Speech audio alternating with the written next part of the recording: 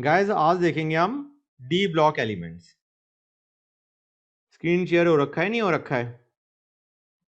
हो रखा है, हो रखा है। हाँ हो सर। रखा है। ओके, डी ब्लॉक एलिमेंट्स करेंगे आज। डी ब्लॉक, इनमें जो आखिरी इलेक्ट्रॉन है that enters the D subshell. D subshell में जाता है आखिरी इलेक्ट्रॉन। जर्नल कॉन्फ़िगरेशन हो गई n-1 d1 to 10 ns1 to 2।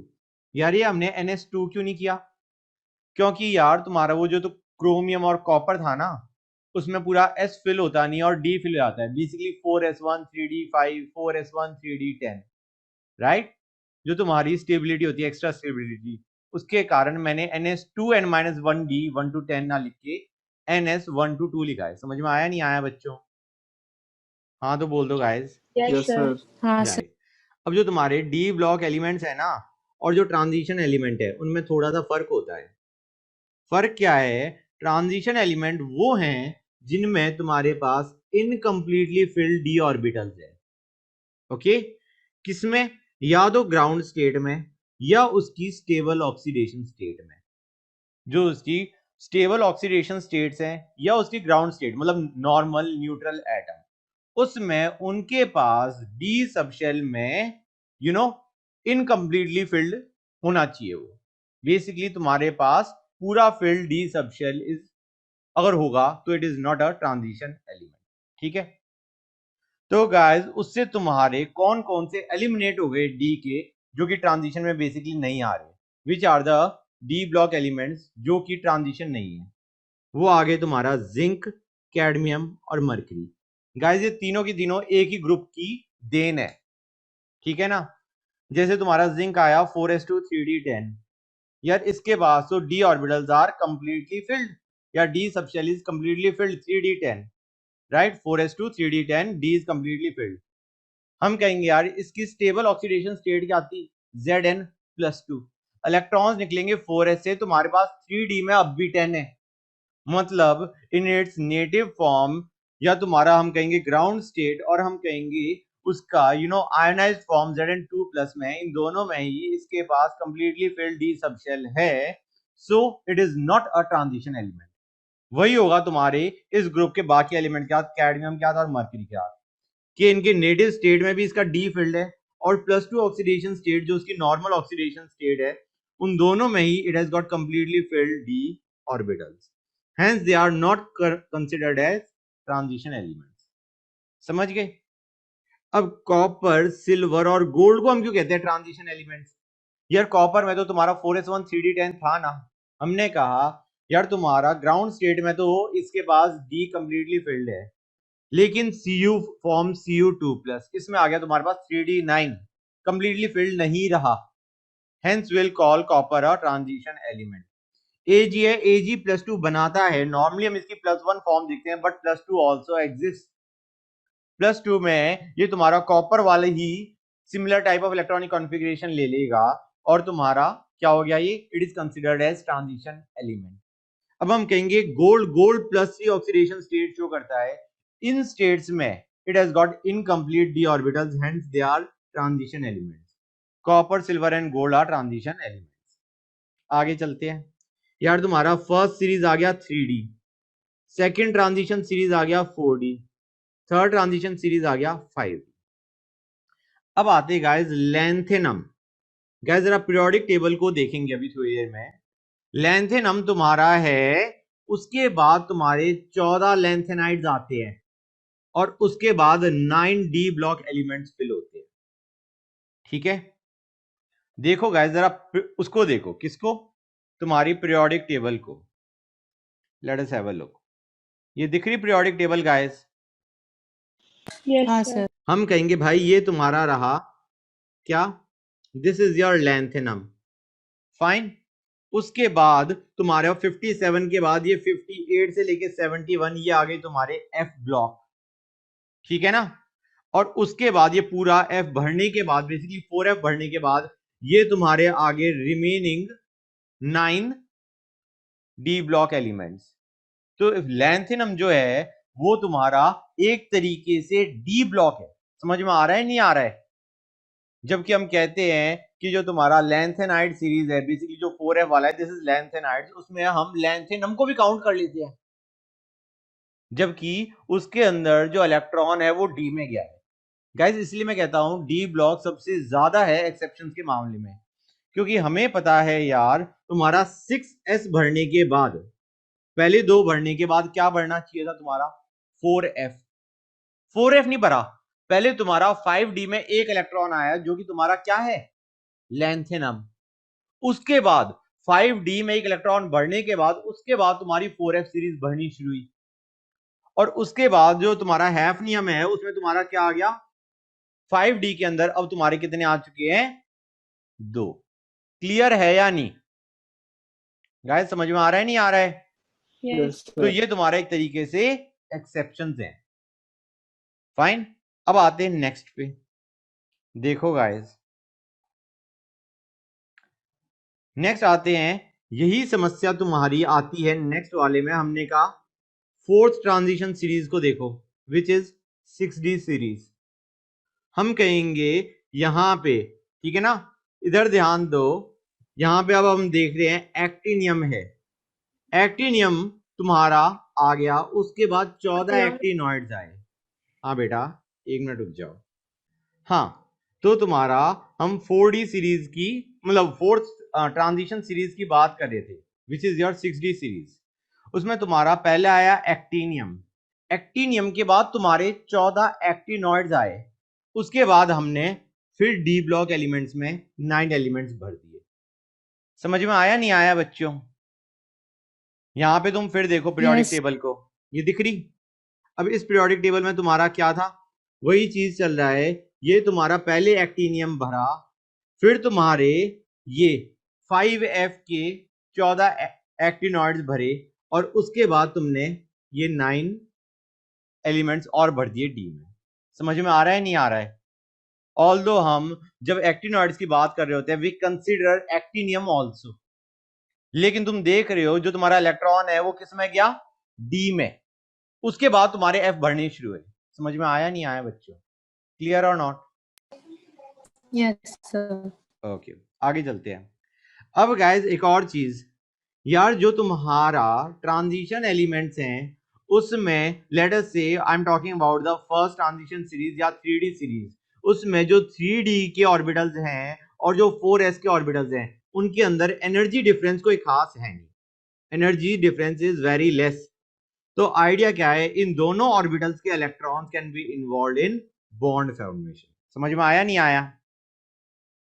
Okay, अब गाइस तुम्हारी एक्सेप्शनल इलेक्ट्रॉनिक कॉन्फ़िगरेशन किस किस में आती, हम कहेंगे भाई क्रोमियम में, मोलिब्डेनम में। ओके गाइस, अब ये जो मैंने लिखे हुए हैं ये बेसिकली मैंने ग्रुप के हिसाब से लिखे हुए हैं, ठीक है।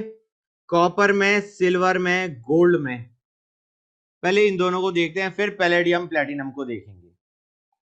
गाइस इधर देखो, ये तुम्हारा आया क्या, एक तो पेन चेंज कर ले, ये आया क्रोमियम, ये आया मोलिब्डेनम। इन दोनों के अंदर तुम्हारी जो इलेक्ट्रॉनिक कॉन्फ़िगरेशन है वो नॉर्मल से हट गई। जैसे तुम्हारा क्रोमियम में 4s1 3d5, same goes for molybdenum, similar type of configuration, ठीक है। दूसरा हमने किसका देखा, कॉपर, सिल्वर, गोल्ड, तीनों में चेंज हुआ। और दो देखो तुम गाइस, निकल वाली सीरीज को देखो, निकल में go down the group, palladium और प्लेटिनम, इनमें भी समस्या है।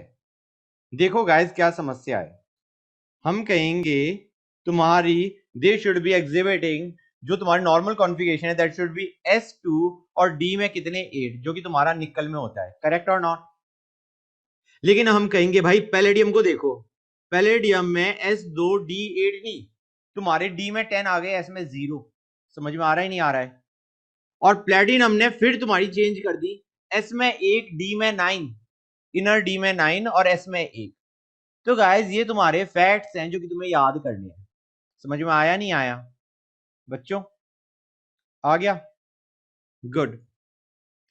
अब आते हैं किस पे, मेटालिक नेचर।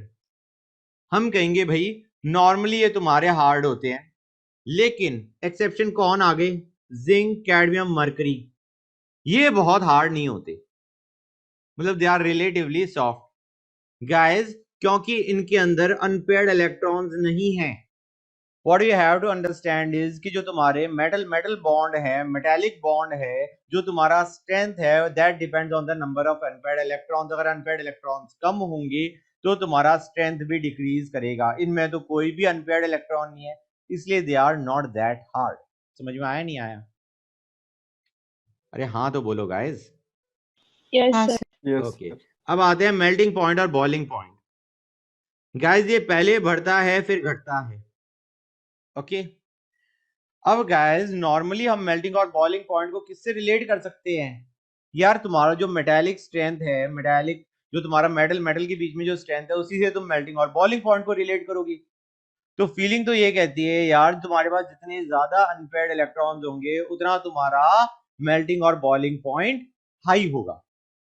इस हिसाब से तुम्हारा क्रोमियम मैक्सिमम होना चाहिए है।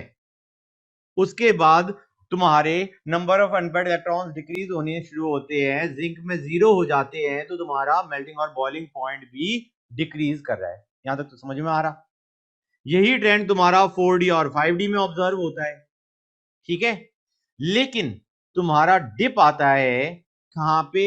मैंगनीज में, टेक्नेटियम में और रीनियम में। हम कहेंगे भाई इनमें क्या समस्या है? समस्या जैसे मतलब समस्या तो ये है कि डिप आ गया। एक्सप्लेन हम करते हैं यार कि कहीं ना कहीं तुम्हारी जो हाफ फील्ड सबशेल्स है ना, इनमें वही समस्या कर रहे होंगे, क्योंकि और तो हमें anything out of the ordinary कुछ दिख नहीं रहा। तो हम कह रहे हैं यार ये हाफ फील्ड सबसेट्स ही हैं जो इनका डिप लेके आ रहे हैं। काम की चीज क्या? याद कर लो। समझ में आया नहीं आया बच्चों? गाइस ये तुम्हारे उसी को बिलोंग करते हैं। देखो ये देखो तुम्हारा मैंगनीज, टेक्नेटियम और रीनियम। समझ में आया नहीं आया बच्चों? गुड। तो एनीवे इनका मेल्टिंग और बॉइलिंग पॉइंट थोड़ा सा कम है। एक चीज और गाइस, टंगस्टन जिसके लिए बेसिकली तुम्हारा सिंबल है W, it has got the highest melting point among D block elements. उसका मेल्टिंग पॉइंट हाईएस्ट है, ठीक है गाइस। एक बार इसको भी देखो, इस टेबल को। ये देखो गाइस, यहां पे तुम्हारा क्रोमियम तक बढ़ता गया, उसके बाद मैंगनीज में एकदम से डिप आ गया, मॉलिब्डेनम तक बढ़ा, टेक्नेटियम में डिप आ गया, टंगस्टन का मेल्टिंग पॉइंट हाईएस्ट, उसके बाद रीनियम में डिप आया, और उसके बाद वो डिप आता ही जा रहा है, जबकि बाकियों में उसके बाद राइज आया है।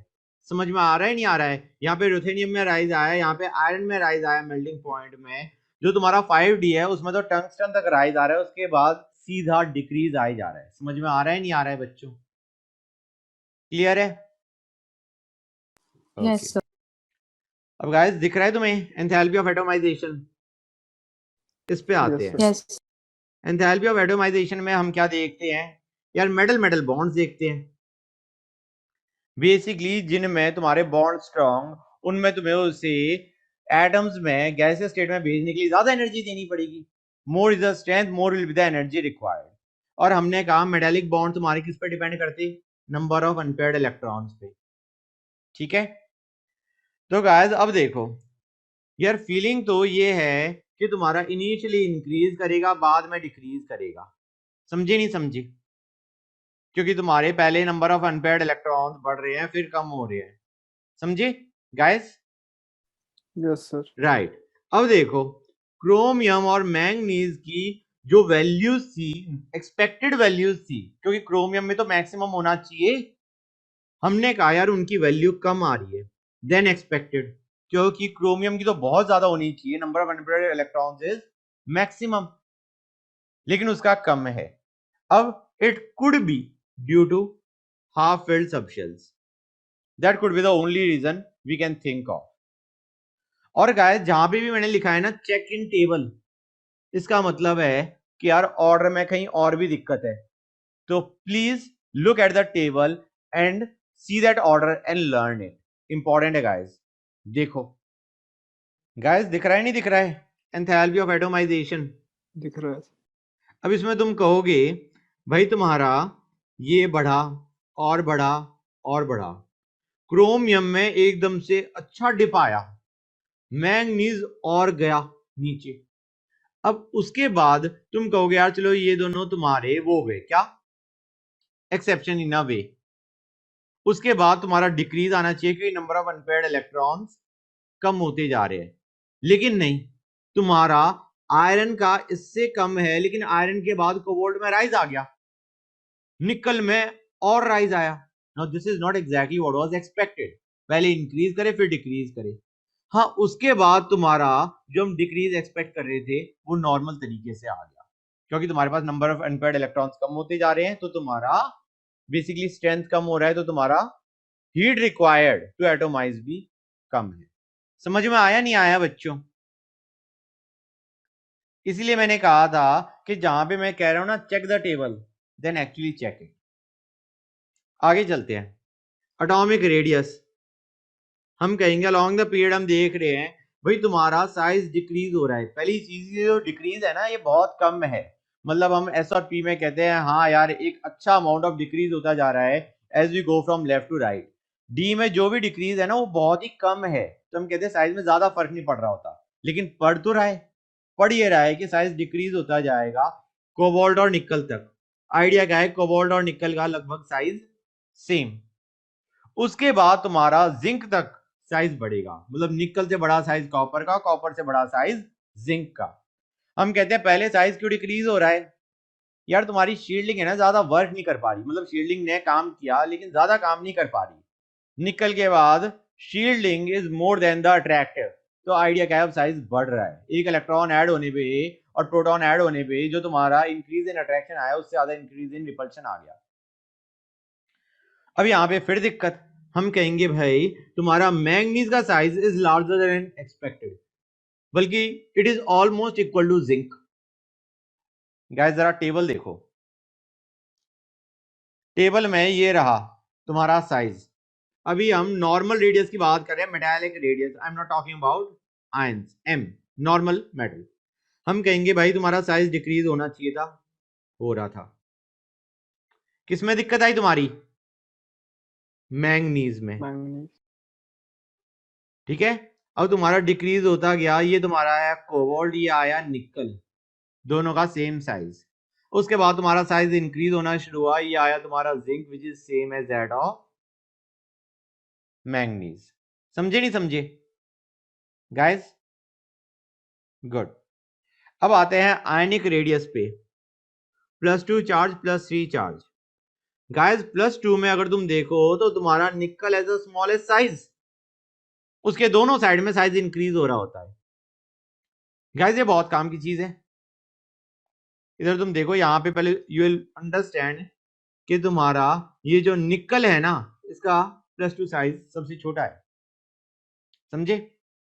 इस साइड में तुम्हारा साइज इंक्रीज होना शुरू हुआ, एक जगह तुम्हारा आएगा एक्सेप्शन, ये आ गया।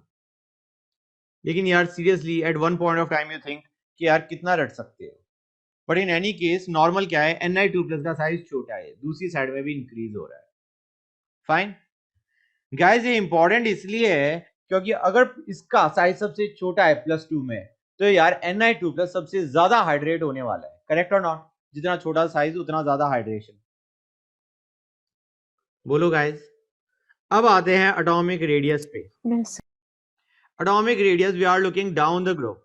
यार हमें पता है वैसे डाउन द ग्रुप साइज बढ़ना चाहिए, लेकिन हम कहते हैं 4D और 5D का साइज ऑलमोस्ट सेम। क्यों यार? 5D बढ़ने से पहले तुम्हारे बढ़ जाते हैं 4F। अब हम कहेंगे कि यार 4F ये तो तुम्हारी शील्डिंग करते ही नहीं, तो आइडिया क्या है, जब तुम्हारे 5D में, मतलब 5D वाले जो तुम्हारे एलिमेंट्स हैं उनके अंदर शील्डिंग बिल्कुल गिर जाती है। शील्डिंग गिरेगी तो साइज में कॉन्ट्रैक्शन आएगा, पता चला डाउन द ग्रुप भी चले गए और साइज में there is not much difference. Okay, तो वही चीज लिखी है मैंने, poor shielding effect of 4F orbitals. ये काम कर रहे होते हैं कि 5D का साइज एकदम से काफी छोटा करवा दिया, ऑलमोस्ट 4D के बराबर पहुंच गया 5D का, ठीक है। अब एक चीज और, नॉर्मली तुम्हारा 5D एलिमेंट का साइज 4D से थोड़ा सा ज्यादा होता है, काइंड ऑफ एक्सपेक्टेड भी था यार, नीचे भी तो लाए कर रहे हैं।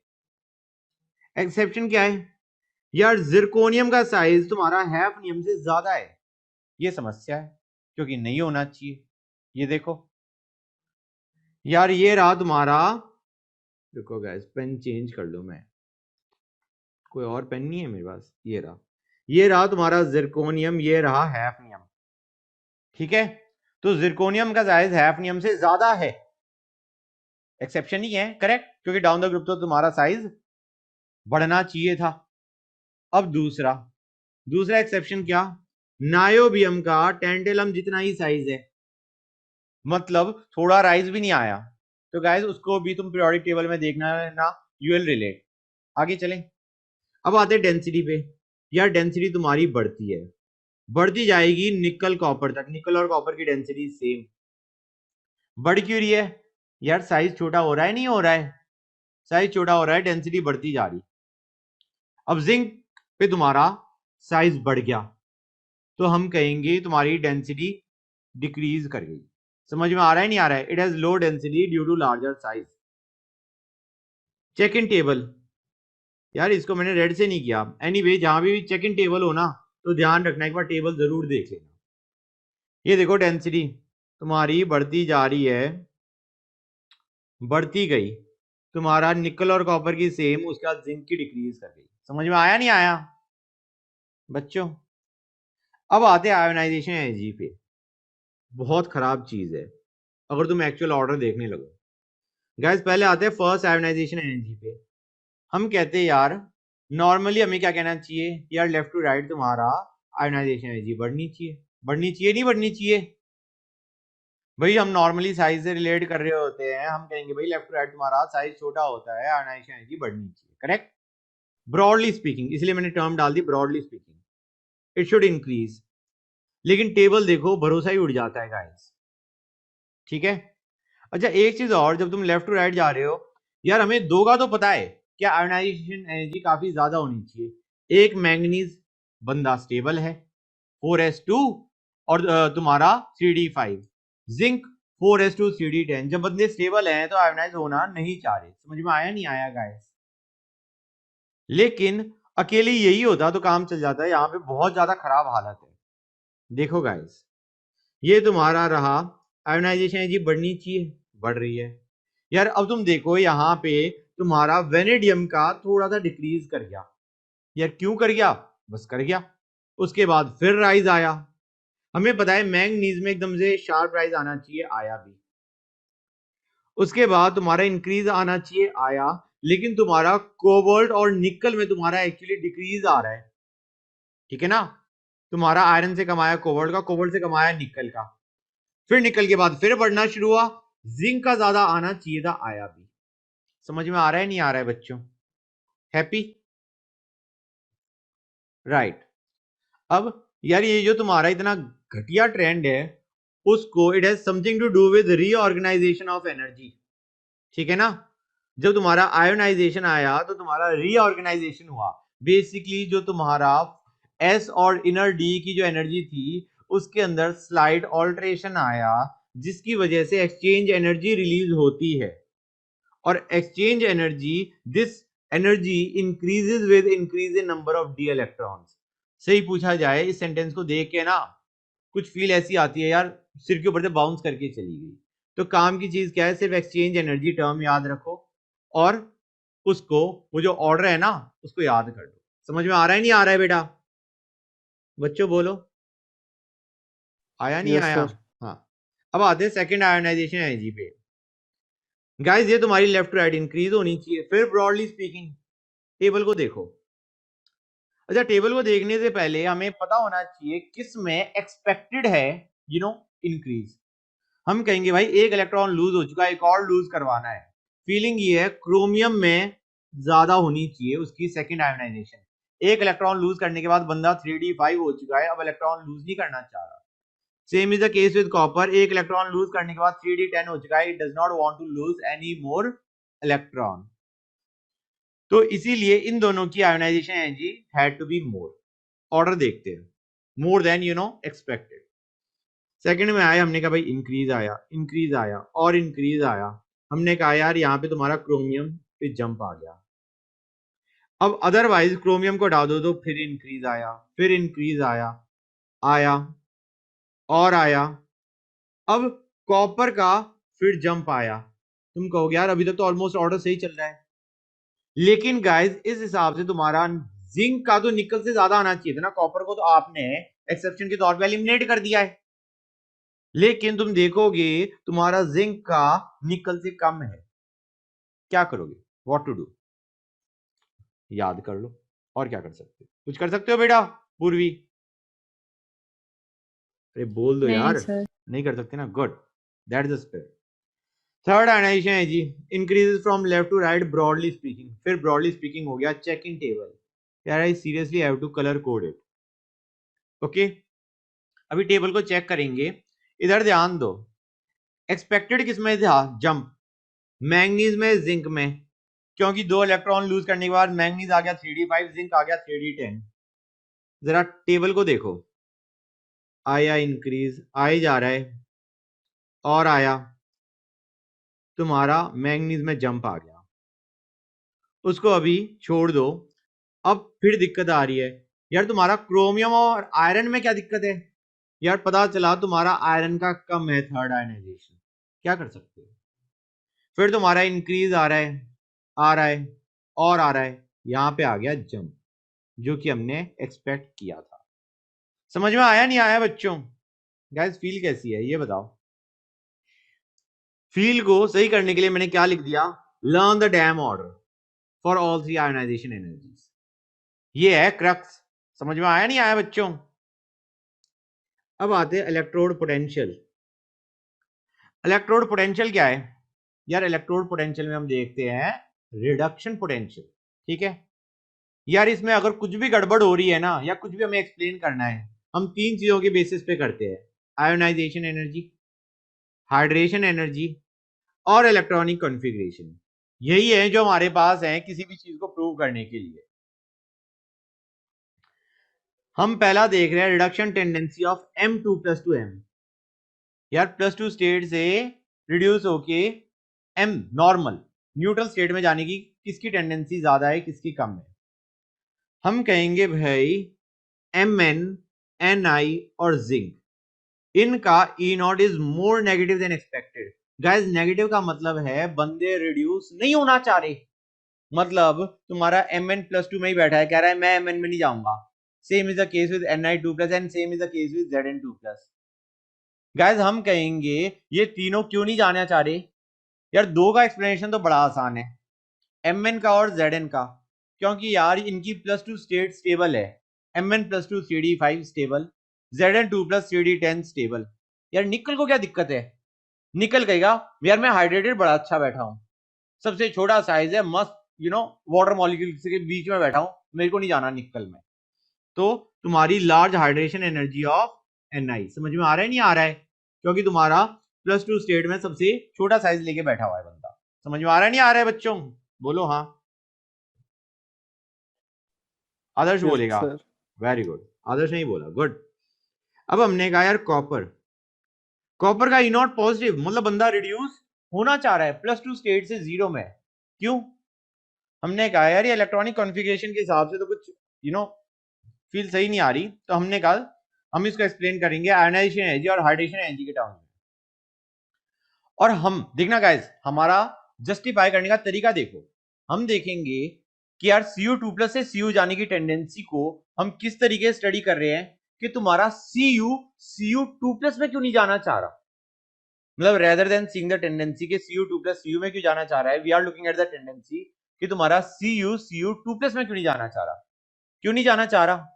यार तुम्हें एक तो उसे आयोनाइज करना पड़ेगा, उसके 2 इलेक्ट्रॉन्स बाहर फेंकने पड़ेंगे, +2 स्टेट में भेजना पड़ रहा है, ये तुम्हारी है समस्या, right? You will have to supply energy.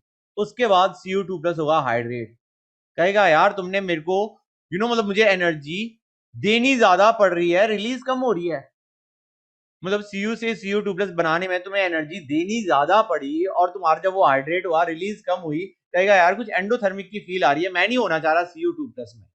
मतलब अगर मैं Cu2+ में बैठा हूं तो मैं Cu में जाना चाहूंगा, क्योंकि वो तुम्हारा एक तरीके से क्या हो गया, एक्सो। समझ में आया नहीं आया बच्चों? तो आइडिया क्या है, जो तुम्हारा आयोनाइजेशन एनर्जी है, जो तुम्हें एनर्जी देनी पड़ी निकालने के लिए, उसको हाइड्रेशन एनर्जी ने बैलेंस नहीं किया, इसलिए बंदा Cu2+ बनना नहीं चाह रहा। मतलब Cu2 प्लस है तो वो Cu में जाना चाहेगा, that is what I have written, Cu2 plus Cu में जाना फेवर हो जाएगा। समझ में आया नहीं आया बच्चों? Guys Yes, sir. Good. Yes, sir. अब गाइस ये बड़ा ही कॉमन क्वेश्चन है और ये इसकी एक्सप्लेनेशन बहुत दर्दनाक है। Cr2 प्लस रिड्यूसिंग और Mn3 प्लस ऑक्सीडाइजिंग, पहली चीज हमें पता है ये चीज होगी, ये होता है। अब इन दोनों की electronic configuration same, Cr2 plus की और Mn3 प्लस की क्या होती guys? 3d4।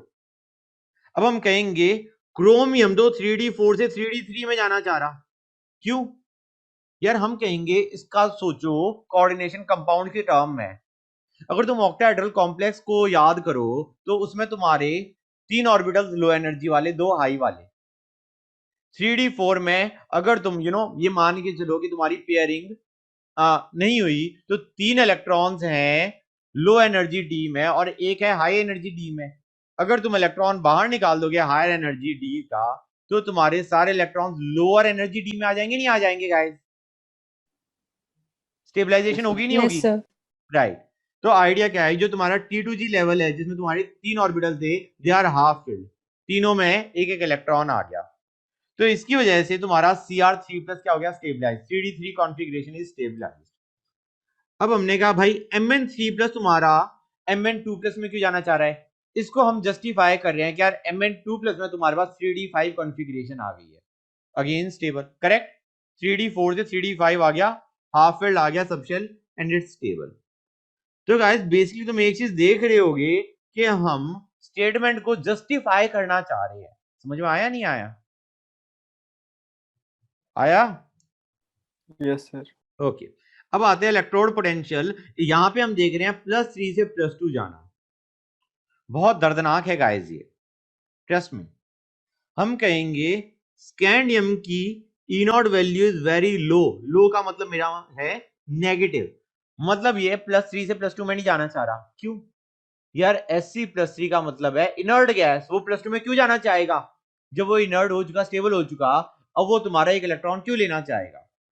That's the reason कि तुम्हारा ये रिड्यूस नहीं होना चाहता +3 से +2 में, इट इज इनर्ट +3 में। अब हमने कहा क्रोमियम की भी लो है, प्रीटी लो, बस ये सुनना बाकी रह गया था। तो क्रोमियम की रिड्यूस होने की टेंडेंसी कम है +3 से +2 में, क्योंकि तुम्हें याद होगा गाइस, अभी मैंने बताया था Cr3 प्लस स्टेबल है, बताया था नहीं बताया था guys? Half filled T2G। Yes, sir. Good. अब यहां पे यार जो वेनेडियम है ना, E0 of vanadium is low, negative but not much. Guys ये टर्म है ना बहुत आपको तकलीफ दे रही होती है, क्योंकि लग ये रहा होता है कि हम ये जस्टिफाई कर रहे हैं कि तुम्हारा लो है, एक्चुअली हम जस्टिफाई ये करना चाह रहे हैं कि ये वेरी लो नहीं है। समझ में आ रहा है नहीं आ रहा है? मतलब वी आर ट्राइंग टू से कि तुम्हारा वेनेडियम रिड्यूस होना चाह रहा है, so what we mean is यार इसकी वैल्यू वेरी लो नहीं है, इसकी वैल्यू लो है। We are trying to justify why vanadium wants to go from +3 to +2। समझ गए? तो हम कहेंगे यार तुम्हारा +2 स्टेबल है, ये +2 ऐसे ही स्टेबल है जैसे तुम्हारा क्रोमियम था, तुम्हारा V2 plus is more stable because it has got half filled T2G level. समझ में आया नहीं आया बच्चों? गाइस मेरे ख्याल से मैं एक बार है ना तुम्हें ये टेबल दिखा दूं, फीलिंग बेटर रहेगी। ये देखो, हम कहेंगे यहाँ पे देखो ये जो तुम्हारी वैल्यू है, this is your titanium guys, ठीक है ना? स्कैंडियम का तो इन्होंने दिया ही नहीं, हम कहेंगे ये टाइटेनियम है, उसके बाद तुम्हारा आया vanadium. You can see guys vanadium की वैल्यू तुम्हारी, और तुम देखोगे उसके आगे क्रोमियम है, उसकी -0.41 है, और इसकी वैल्यू एकदम से तुम्हारी क्या हो गई? इसकी रिड्यूस होने की टेंडेंसी बढ़ गई है। समझ में आ रहा है नहीं आ रहा है? नेगेटिव में कम हो गई, it is more towards zero की तरफ जा रहा है, मतलब पॉजिटिव साइड की तरफ जा रहा है। तो हम कहना चाह रहे हैं it wants to get reduced, जो कि मैंने यहां पे बताया कि तुम्हारा E0 of V is negative but not much, जिसको हमने एक्सप्लेन किया कि V2 प्लस तुम्हारा स्टेबल है। हैप्पी बच्चों? बच्चों बोलो, पूर्वी तुम बोलो। Yes, sir. ओके। अब हम कहेंगे मैंगनीज का तुम्हारा ई नॉट पॉजिटिव है। ऑब्वियस सी बात है भाई, Mn2 प्लस स्टेबल है ना, 3d5। E not of zinc तुम्हारी हाईएस्ट पॉजिटिव है, क्योंकि हम कहेंगे यार Zn2 प्लस स्टेबल है 3d10। समझ में आया या नहीं आया बच्चों? Yes, sir. तुम वैल्यूज देखोगे, यू कैन रिलेट। यहां पे तुम्हारी हमने इसकी तो दी नहीं, और ये तुम्हारा क्या आ गया गाइस, मैंगनीज। समझे? अब गाइस एक समस्या और है, इधर ध्यान दो। ये दोनों यार तुम्हारा आयरन और कोबाल्ट तुम्हारे क्यों पॉजिटिव लेके बैठे हुए हैं, ठीक है ना? क्योंकि टेक्निकली तुम्हारा Fe3 प्लस ज्यादा स्टेबल होना चाहिए और CO3 प्लस ज्यादा स्टेबल होना चाहिए। समझ में आ रहा है नहीं आ रहा है बच्चों? यहां पे तुम्हारा इनकी रिड्यूस होने की टेंडेंसी होना जस्टिफाई करना मुश्किल पड़ रहा है। ओके, अब गाइस तुम्हारा जो आयरन है Fe3 प्लस, इसकी कॉन्फ़िगरेशन तुम्हारी 3d5, राइट? बंदा स्टेबल होना चाहिए। CO3 प्लस 3d6, तुम्हें याद होगा कोऑर्डिनेशन ने बताया था कि तुम्हारा CO2 प्लस तुम्हारा CO3 प्लस में जाने की टेंडेंसी होनी चाहिए, क्योंकि अगर तुम CO3 प्लस करते हो तो तुम्हारा क्या हो जाएगा गाइस, सारे के सारे तुम्हारे इनर डी में आके बैठ गए, मतलब लोअर एनर्जी डी में। समझ में आ रहा है नहीं आ रहा है बच्चों? Yes, sir. राइट, लेकिन फिर भी ये रिड्यूस होना चाह रहा है। Yes, sir. इसको हम जस्टिफाई करेंगे हाइड्रेशन और आयोनाइजेशन एनर्जी से। ये हम तब यूज कर रहे होते हैं जब आप आपके पास और कोई ऑप्शन नहीं है, तब आप हाइड्रेशन और आयोनाइजेशन एनर्जी पे जाते हो। हम कहेंगे कि तुम्हारा Fe3 प्लस Fe2 प्लस में क्यों जाना चाह रहा है, you think again in reverse कि Fe2 प्लस Fe3 प्लस में क्यों नहीं जाना चाहेगा। हम कहेंगे यार तुम्हें आयोनाइजेशन एनर्जी सप्लाई करनी पड़ेगी +2 से +3 भेजने के लिए, और इन एनी केस तुम्हारा हाइड्रेशन एनर्जी ज्यादा भी होगी, क्योंकि मोर is the charge more is the hydration energy. लेकिन हम कहेंगे यार कि तुम्हारा आयोनाइजेशन ज्यादा रहा होगा एज कंपेयर टू हाइड्रेशन। समझ में आया नहीं आया? इसलिए बंदा +2 से +3 जाना नहीं चाह रहा है, या +3 +2 में जाना चाह रहा है। क्लियर और नॉट गाइस? नंदिनी हाँ बोलो बेटा। Yes, sir. Yes, sir. Okay, अब गाइस हम आ रहे हैं ऑक्सीडेशन स्टेट्स। गाइस ये जो बोल्ड में है ये तुम्हारी कॉमन ऑक्सीडेशन स्टेट्स है। स्कैंडियम सिर्फ +3 एग्जिबिट करता है क्योंकि उसके बाद बनता है इनर्ट। टाइटेनियम का कॉमन है +4, वेनेडियम का +5, क्रोमियम का +6, मैंगनीज का +2 और +7 दोनों है, स्टेबल है, राइट? आयरन का +2 और +3 आर मोर स्टेबल, +6 एक जगह में तुम्हें शीट में बताऊंगा कहां पे बनता है। कोबाल्ट का +2, +3, +4 इज नॉट दैट स्टेबल। निकल का +2 सबसे ज्यादा हाइड्रेटेड, Cu का +2, Zn का +2। गाइस इन एनी केस ये ऑक्सीडेशन स्टेट हेल्प करती है, ठीक है ना? ऐसी चीज नहीं है कि बस लिखा हुआ है और सर ने ऐसे लिख दिया, this is important. Okay guys, fine. अब गाइस तुम देखोगे मोस्ट कॉमन ऑक्सीडेशन स्टेट ज्यादातर तुम्हारी +2 है, और नंबर ऑफ ऑक्सीडेशन स्टेट्स वो तुम्हारी मैंगनीज से इंक्रीज होती है, उसके बाद डिक्रीज हो रही होती है। समझ में आ रहा है नहीं आ रहा है बच्चों गाइस? Yes, sir. राइट, अब स्कैंडियम और जिंक हैं यार, इनकी तुम जो ऑक्सीडेशन स्टेट वो एग्जिबिट कर रहे हैं, तुम इलेक्ट्रॉनिक कॉन्फ़िगरेशन से रिलेट कर सकते हो कि स्कैंडियम का तुम्हारा +3 स्टेबल है, जिंक का +2 स्टेबल है, 3d10 हो गया। फाइन। एक चीज और गाइस, ये बाद में भी आएगा कि जो तुम्हारी मैक्सिमम ऑक्सीडेशन स्टेट है एक एलिमेंट की, वो ज्यादातर उसके उन कंपाउंड्स में पाई जाती है, या तो ऑक्सीजन के साथ या फ्लोरीन के साथ, क्योंकि ये दोनों ही बहुत छोटे हैं और हाईली इलेक्ट्रोनेगेटिव है। समझे या नहीं समझे? फ्लोरीन तुम्हारा मोस्ट इलेक्ट्रोनेगेटिव है। अब आते हैं नेक्स्ट गाइस, जब तुम्हारे एलिमेंट्स हायर ऑक्सीडेशन स्टेट में कंपाउंड बनाते हैं तो that compound is covalent in nature. Guys तुम्हें फजान रूल याद होगा कि more is the charge more is the covalent nature. तो हम कहेंगे MnO4 माइनस और Cr2O7 2 minus, they are covalent. Clear और not? These are covalent compounds. Mn पे चार्ज +7, क्रोमियम पे +6। समझे? और एक चीज और याद होगी तुम्हें, covalent nature relates to acidic, right? Acidic nature. समझ आया नहीं आया? जो Yes, जितना sir. कोवलेंट उसका एसिडिक नेचर Yes, इतना ही sir. ज्यादा। एनीवे गाइस, जो तुम्हारा हाईएस्ट ऑक्सीडेशन स्टेट है वो तुम्हारा कौन शो करता है? ऑस्मियम। ऑस्मियम टेट्राऑक्साइड याद है नहीं याद है? याद है सर। राइट, +8 शो करता है। अब गाइस जो तुम्हारे ट्रांजिशन एलिमेंट्स है ना उनमें ऑक्सीडेशन स्टेट का डिफरेंस 1 से आ रहा होता है रेदर देन 2 जो कि तुम्हारा पी ब्लॉक में देखते हैं। हम नाइट्रोजन का देखते हैं यार +1 +3 +5, सल्फर का +2 +4 +6। यहाँ पे ऑक्सीडेशन स्टेट एक से डिफर कर रही है, Mn +2 +3 +4 सब उठाए जा रहा है। फाइन। एक और चीज यार तुम्हारे हैवियर एलिमेंट्स मतलब as compare to 3D 4D और 5D के अंदर higher oxidation state are more stable. ये कहां पे जाके हिट करने वाला है? हम कहेंगे भाई तुम्हारे पास क्रोमियम था, मोलिब्डेनम था, टंगस्टन था। यार क्रोमियम का जो +6 है जैसे Cr2O7 2-, ये बंदा रिड्यूस होना जा रहा है +3 में जाना चाह रहा है chromium. So it is a good oxidizing agent, right? खुद रिड्यूस होगा, दूसरे को ऑक्सीडाइज करेगा। अब जो तुम्हारे मोलिब्डेनम के ऑक्साइड्स हैं या टंगस्टन के आते हैं, ये कह रहे हैं यार हम स्टेबल हैं, हमें रिड्यूस होना ही नहीं, तो they are not oxidizing agents. समझे या नहीं समझे guys? These are stable, they do not want to get reduced. Next आते हैं यार, ये जो तुम्हारा Cu2+ है ना, it is more stable than Cu+। Fine. ये थोड़ा सा ऑकवर्ड सा लग रहा होता है क्योंकि Cu+ में तो तुम्हारा क्या कॉन्फ़िगरेशन आई 3D10, Cu2+ में आई 3D9। हम कह रहे हैं Cu2+ ज्यादा स्टेबल है। गाइस जब इतनी घटिया तुम्हारा प्रॉब्लम आ रही है, इलेक्ट्रॉनिक कॉन्फ़िगरेशन तुम्हें हेल्प नहीं कर रही, तो हम क्या यूज करते हैं? हाइड्रेशन एनर्जी और आयोनाइजेशन एनर्जी। हम कहेंगे कि तुम्हारा जब Cu+ से Cu2+ में गया, हम उसको देखेंगे Cu+ से Cu2+ जाना, will say it is favoured. Favoured है तो ऑटोमेटिक तुम रिलेट कर सकते हो कि Cu2+ तुम्हारा ज्यादा स्टेबल होगा। क्यों Cu+ Cu2+ में जाना चाह रहा है? यार जितना तुम्हें एनर्जी देनी पड़ी इलेक्ट्रॉन निकालने के लिए, उससे ज्यादा तुम्हारा एनर्जी रिलीज होगी जब वो हाइड्रेट हुआ Cu2+। More is the charge, ज्यादा हाइड्रेशन है, लेकिन हाइड्रेशन एनर्जी जो रिलीज हुई that is more than the ionization energy.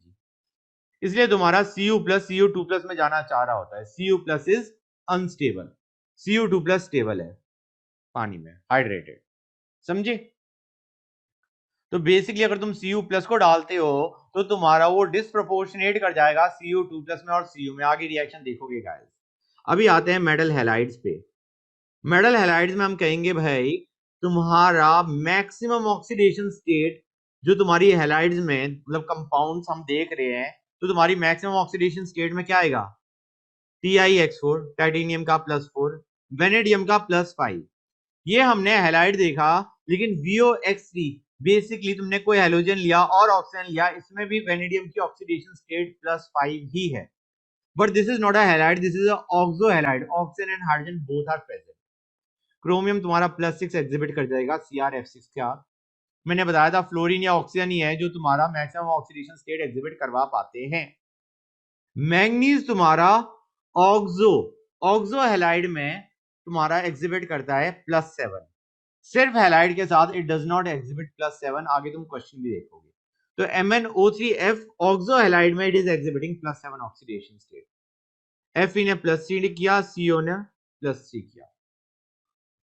एक चीज और यार, जब तुम फ्लोराइड ले रहे हो ना, go for maximum oxidation state या हायर ऑक्सीडेशन स्टेट, क्योंकि यार सबसे इलेक्ट्रोनेगेटिव क्या आते हैं, तो higher oxidation state is more favoured.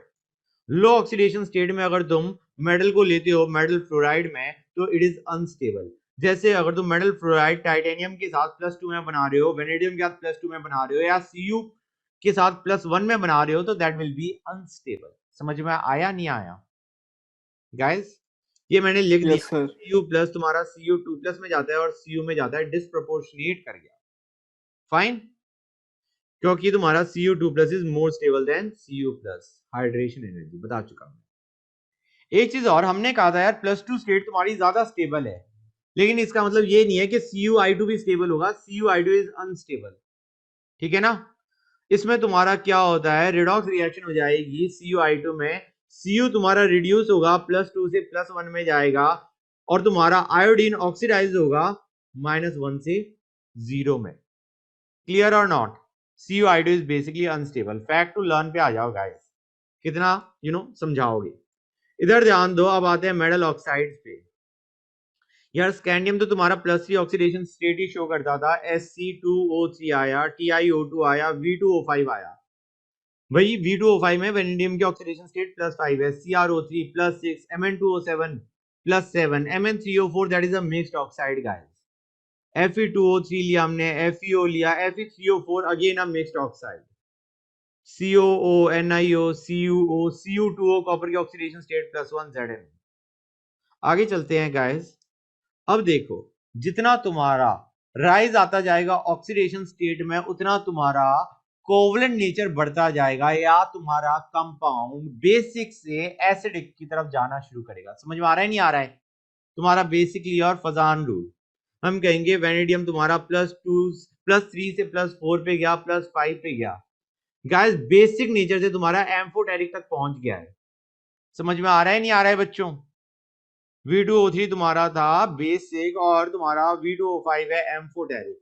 Basically V2O5 amphoteric कैसे तुम देख सकते हो, एसिड के साथ इसने VO2 प्लस बनाया, VO2 प्लस। तुम देखोगे ऑक्सीडेशन स्टेट में फर्क नहीं आया, ठीक है ना? पहले भी +5 था, अब भी +5 है। This is your oxocation. अब हम कहेंगे V2O5 को अगर तुम एल्कली में डालोगे तो VO4 3- बनाएगा, again the oxidation state is +5, लेकिन now you have got a oxoanion. Okay, अब तुम क्रोमियम को देखो यार, CrO है तुम्हारा बेसिक, Cr2O3 है एम्फोटेरिक, मतलब +2 में बंदा बेसिक था, +3 में एम्फोटेरिक आया, तो यार +6 में तो बंदा एसिडिक आ जाएगा, जो कि मैंने नीचे लिखा हुआ है। Mn2O7 मैंगनीज +7 में है, अगर तुम इसको डालोगे पानी में, इट विल गिव HMnO4 पर मैंगनिक एसिड। हमने बताया था कि यार हायर ऑक्सीडेशन स्टेट में एसिडिक नेचर बढ़ गया, लॉजी एसिड बना दिया उसने। CrO3 ने H2CrO4 बनाया, क्रोमिक एसिड, और H2Cr2O7 भी बनाएगा, डाइक्रोमिक एसिड। समझ में आ रहा है नहीं आ रहा है बच्चों? गाइस क्लियर है या नहीं? Oxidation sir. स्टेट में फर्क नहीं पड़ता। Yes, sir. ओके, मैंने बताया था कि जो तुम्हारी मैक्सिमम ऑक्सीडेशन स्टेट है उसमें acidic nature is predominant. Fine. अब गाइस ये देखो, Mn2O7 है, ग्रीन ऑयल है, just a fact to learn. और तुम देखोगे यार, जितनी ज्यादा तुम्हारी ऑक्सीडेशन स्टेट है उतना उसका मेल्टिंग पॉइंट रिलेटिवली कम होने के चांसेस है। यार कोवलेंट कंपाउंड्स का तुम्हारा मेल्टिंग पॉइंट कम होता है एज कंपेयर टू आयनिक। समझ में आ रहा है नहीं आ रहा है बच्चों? मोर is the covalent nature, laser will be the melting point. Okay, next आते हैं MnF4 पे और Mn2O7, ये दोनों एग्जिस्ट कर गए। यार MnF7 ने क्या ऐसा कर दिया कि वो एग्जिस्ट नहीं कर पा रहा?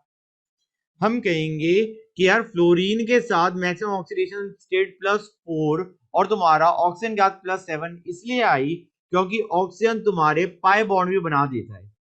पाई बॉन्ड से ना तुम्हारी स्टेबलाइजेशन ज्यादा आती है, ऑल्दो तुम्हारा ऑक्सीजन लेस इलेक्ट्रोनेगेटिव है, लेकिन पाई बॉन्ड फॉर्मेशन के कारण देयर इज ग्रेटर स्टेबलाइजेशन, इसलिए तुम्हारा ऑक्सीजन के हाथ तुम्हारी +7 ऑक्सीडेशन स्टेट चली गई, फ्लोरीन के हाथ नहीं गई।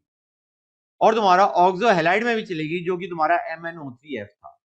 ठीक है गाइस, ये हमारे आगे ऑक्सोकटायंस एंड ऑक्सोअनायंस जिनकी अभी बात करी थी पहले। ऑक्सोकटायन में TiO2+, यहाँ पे Ti की ऑक्सीडेशन स्टेट मैक्सिमम है +4, VO2+, वेनेडियम की +4, यहाँ पे +5, ऑक्सोकटायन हो गए। ये आगे तुम्हारे ऑक्सोअनायन, ये देखो VO4 3- CrO4 2- Cr2O7 2- MnO4-, ये तुम्हारे क्या आ गए गाइस? Oxo anions. ठीक है, आगे चलते हैं। यार FeO4 2- अनदर ऑक्सो अनायन, ये तुम्हारा एल्कलाइन मीडियम में बनता है, और यहाँ पे आयरन की ऑक्सीडेशन स्टेट क्या है गाइस? +6, जो कि तुम नॉर्मली तुम +2 +3 देखते हो, यहाँ पे +6 उठ के आ गया। अब आते हैं guys formation of coloured ions. ये चीजें हमने कोऑर्डिनेशन में बहुत अच्छी तरह पढ़ रखी है। ये तुम्हारे इलेक्ट्रॉन्स एक्साइट होंगे लोअर एनर्जी D से हायर एनर्जी D पे, DD ट्रांजिशन आ गया, करेक्ट। तुम्हारे कॉम्प्लेक्स कंपाउंड्स क्यों बनते हैं ट्रांजिशन एलिमेंट से? क्योंकि उनका छोटा साइज है, चार्ज डेंसिटी ज्यादा है, और उनके पास d ऑर्बिटल्स हैं बॉन्ड फॉर्मेशन के लिए। समझे गाइस? बोलो। Yes, sir. ओके, अब Yes, आते sir. हैं कैटालिटिक प्रॉपर्टीज क्यों क्यों हैं, उनमें क्या है। हम कहेंगे यार कैटालिटिक प्रॉपर्टीज उसकी इसलिए हैं, why does it act as a catalyst? क्योंकि यार उनकी वेरिएबल ऑक्सीडेशन स्टेट है, ठीक है ना, they can show variable oxidation state. Variable oxidation state का मतलब ये है यार दे कैन एमिट या एब्जॉर्ब लार्ज अमाउंट ऑफ या लार्ज रेंज ऑफ एनर्जीज। यार Mn तुम्हारा +2 से +3 जा सकता, +4 जा सकता, +6 +7, राइट।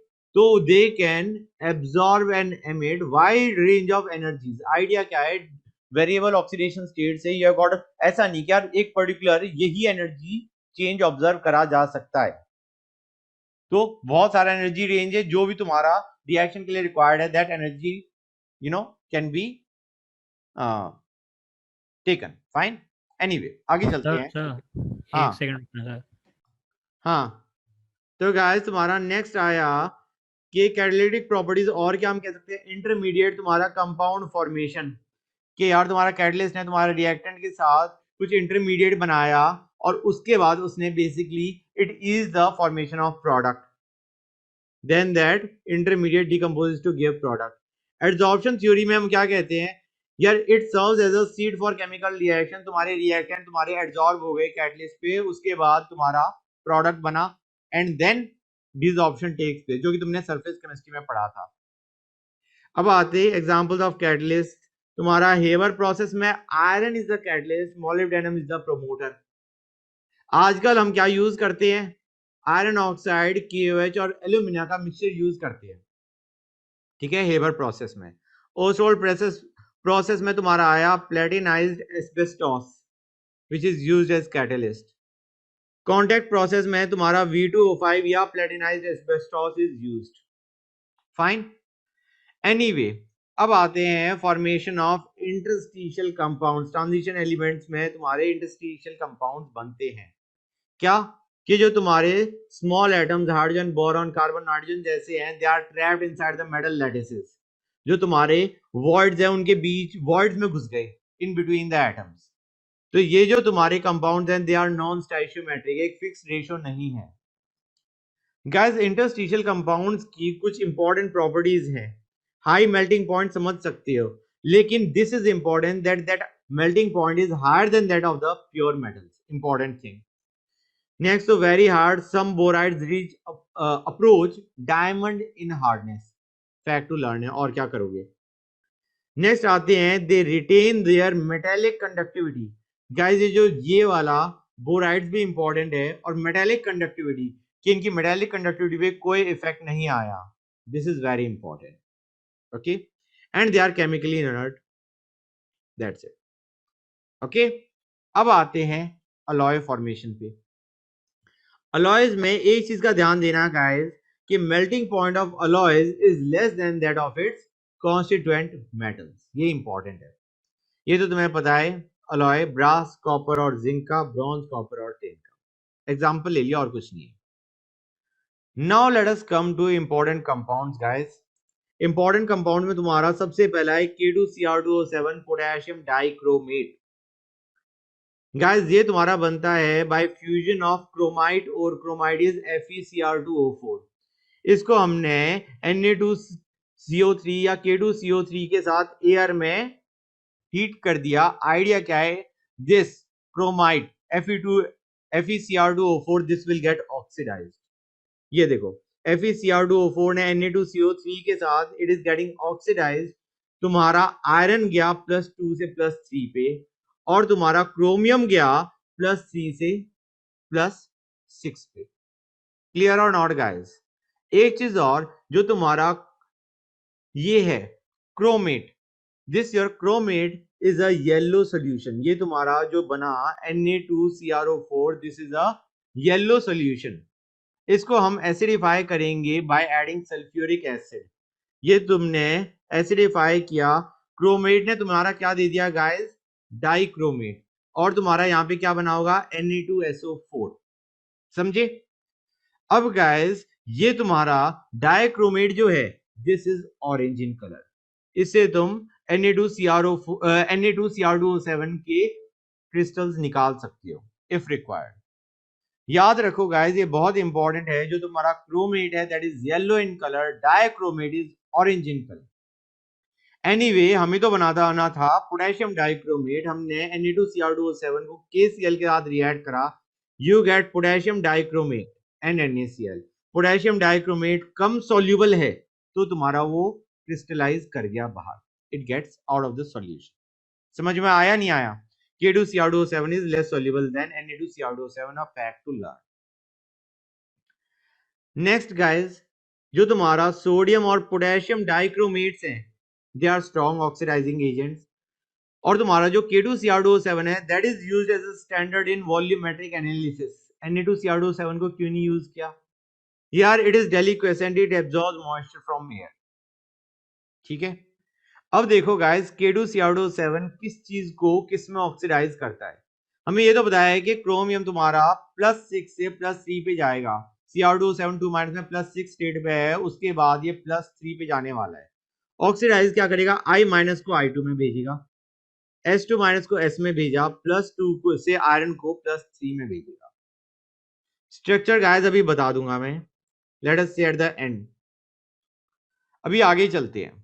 एक चीज और मैंने तुम्हें बताया था कि जो तुम्हारा क्रोमेट है और डाइक्रोमेट है, एक तुम्हारा क्रोमेट येलो इन कलर है और डाइक्रोमेट ऑरेंज है, इनको आपस में तुम इंटर कन्वर्ट कर सकते हो बाय चेंजिंग द पीएच।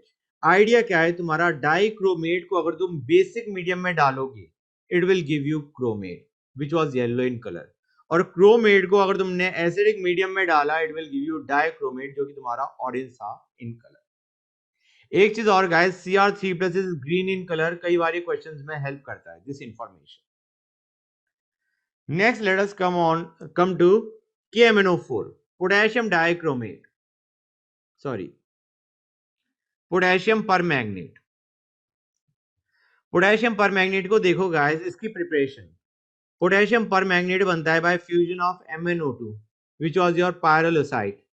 इसको हमने एल्कली के साथ डाला एंड ऑक्सीडाइजिंग एजेंट KNO3 डालोगे या heating normal in air O2। Okay guys, anyway इससे तुम्हारा बनता है manganate, not permanganate, you get manganate which is MnO4 2 minus, जिसमें तुम्हारी मैंगनीज की ऑक्सीडेशन स्टेट क्या है? +6।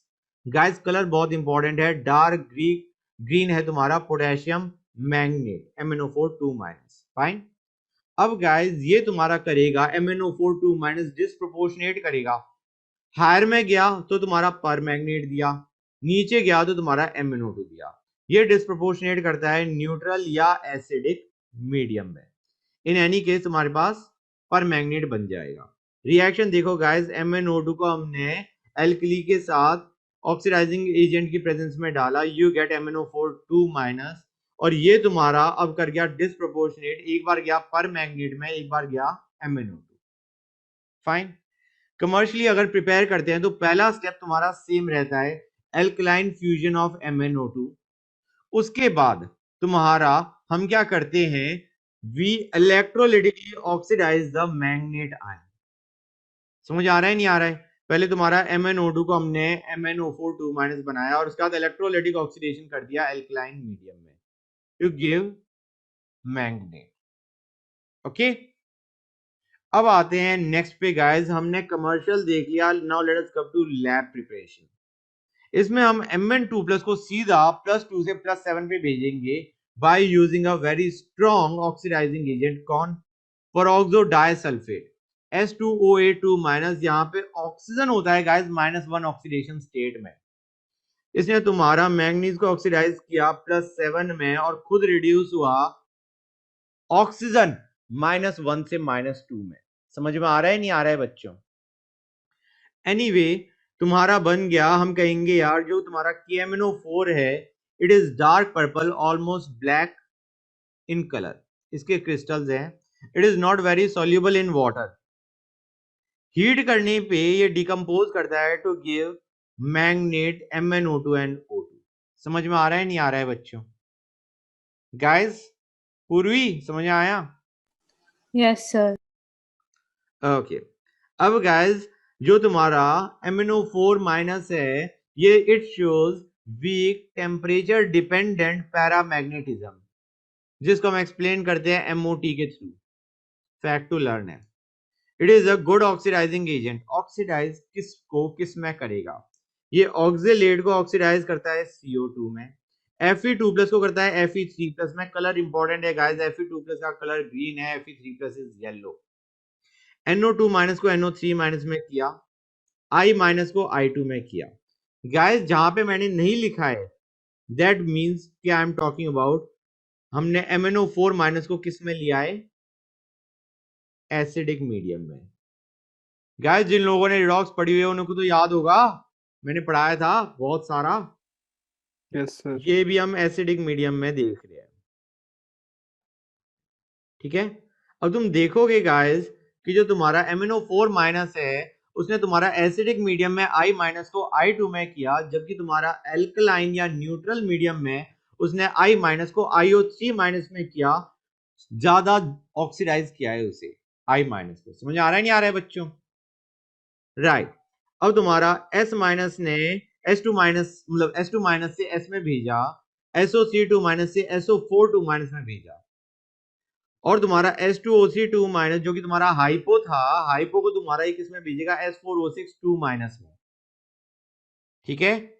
गाइज एक चीज और, इसमें तुम्हें सल्फर की ऑक्सीडेशन स्टेट याद होनी चाहिए, इंपॉर्टेंट था गाइज। याद है किसी को रिडॉक्स करवाया था सल्फर की ये ऑक्सीडेशन स्टेट? एवरेज कुछ है, you will realize individual sulphur atoms की डिफरेंट होती है। अब तुम्हारा ये था एसिडिक मीडियम में, अगर एल्कलाइन मीडियम में करोगे तो तुम्हारा SO4 2- बनाया एल्कलाइन या न्यूट्रल मीडियम में। आइडिया क्या है? तुम देख रहे हो एल्कलाइन मीडियम में ज्यादा ऑक्सीडेशन कर रहा होता है वो, ऊपर वाले में तुम्हारा ज्यादा इंक्रीज नहीं था, नीचे वाले में इंक्रीज इन ऑक्सीडेशन स्टेट ज्यादा है। एक चीज और गाइस, MnO4- को अगर तुम Mn2+ के साथ पानी में डालते हो, it gives you MnO2। This is a example of com proportionation या सिन प्रोपोर्शनेशन। बेसिकली एक तुम्हारा ऑक्सीडाइज होके, मतलब ये ऑक्सीडाइज होके +2 से +4 दे रहा है, दूसरा तुम्हारा रिड्यूस होके +7 से +4 दे रहा है। बेसिकली डिसप्रोपोर्शनेशन का ऑपोजिट आ गया तुम्हारा कॉम प्रोपोर्शनेशन। फाइन। अब गाइस हम पर मैग्नेट की जो भी टाइट्रेशन करनी है हम HCl की प्रेजेंस में नहीं करते, क्योंकि यार इसको ऑक्सीडाइज करना होगा किसी और को, पता चलेगा ये HCl को भी ऑक्सीडाइज कर रहा है क्लोरीन में, नॉट नाइस। तो हम इसकी टाइट्रेशन HCl की प्रेजेंस में नहीं करते। एक चीज और गाइस, MnO4- ये फिर तुम्हारा रिडॉक्स से रिलेट कर रहा है, जो कि मैंने तुम्हें बहुत अच्छी तरह कराया है। MnO4- Mn2+ में जाता है एसिडिक मीडियम में, MnO2 में जाता है वीकली एल्कलाइन या न्यूट्रल मीडियम में, और स्ट्रॉन्गली एल्कलाइन मीडियम में it goes to MnO4 2-। Guys याद है नहीं याद है? करवाया था। याद है। तो आइडिया क्या है, जो तुम्हारा H+ आयन की कंसंट्रेशन है दैट इन्फ्लुएंसेस के तुम्हारा Mn+7 से किस पे जाने वाला है, ठीक है ना। अब आते हैं गाइस यूजेस ऑफ पोटेशियम पर मैग्नेट।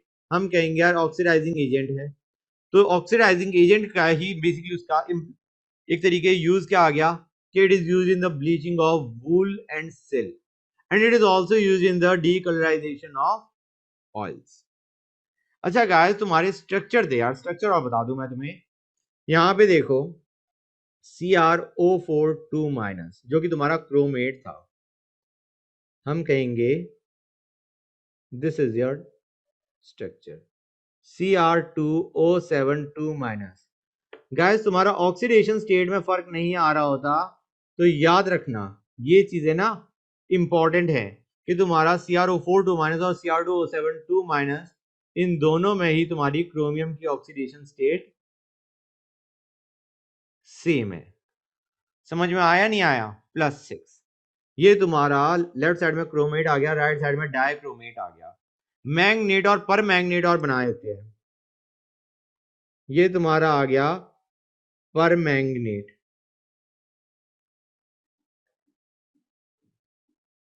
और तुम्हारा मैग्नेट ऑब्वियस सी बात है क्या हो जाएगा?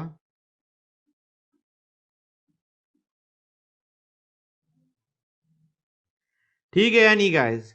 ये तुम्हारा डी ब्लॉक है, इसको ढंग से कर लेना, उसके बाद तुम्हारे क्वेश्चंस भी हो जाएंगे इसके, ठीक है। ओके गाइस स्टार्ट करते हैं एफ ब्लॉक एलिमेंट से। एफ ब्लॉक एलिमेंट्स के दो और नाम है, inner transition elements and rare earth metals. Guys जो एफ ब्लॉक एलिमेंट्स हैं इनमें जो लास्ट इलेक्ट्रॉन है, बेसिकली तुम रूल के हिसाब से इलेक्ट्रॉन्स को भरना शुरू करो तो लास्ट इलेक्ट्रॉन जिसको हम डिफरेंशिएटिंग इलेक्ट्रॉन भी बोलते हैं, that enters the F subshell. ये n-2 क्यों लिखा है? If nth shell is the valence shell तो n-2f में तुम्हारा लास्ट इलेक्ट्रॉन घुसता है। जनरल इलेक्ट्रॉनिक कॉन्फ़िगरेशन क्या हो गई? n-2 f1 to 14 n-1 d0 to 1 ns2। यार ये 0 to 1 क्यों? गाइस अभी तुम कॉन्फ़िगरेशन देखोगे ना टेबल में, सब क्लियर हो जाना है। आगे चलते हैं। Classification of F block elements. Classification क्या है यार? एक को हमने बोल दिया लैंथेनॉइड्स। लैंथेनॉइड्स का एक और नाम क्या हो गया? लैंथेनाइड्स। दूसरा तुम्हारा है एक्टिनॉइड्स, या तो उसको क्या बोलते हैं? एक्टिनाइड्स भी बोल देते हैं। एनीवे पहले आते हैं लैंथेनॉइड्स पे। इनकी जर्नल नोटेशन क्या है? Ln।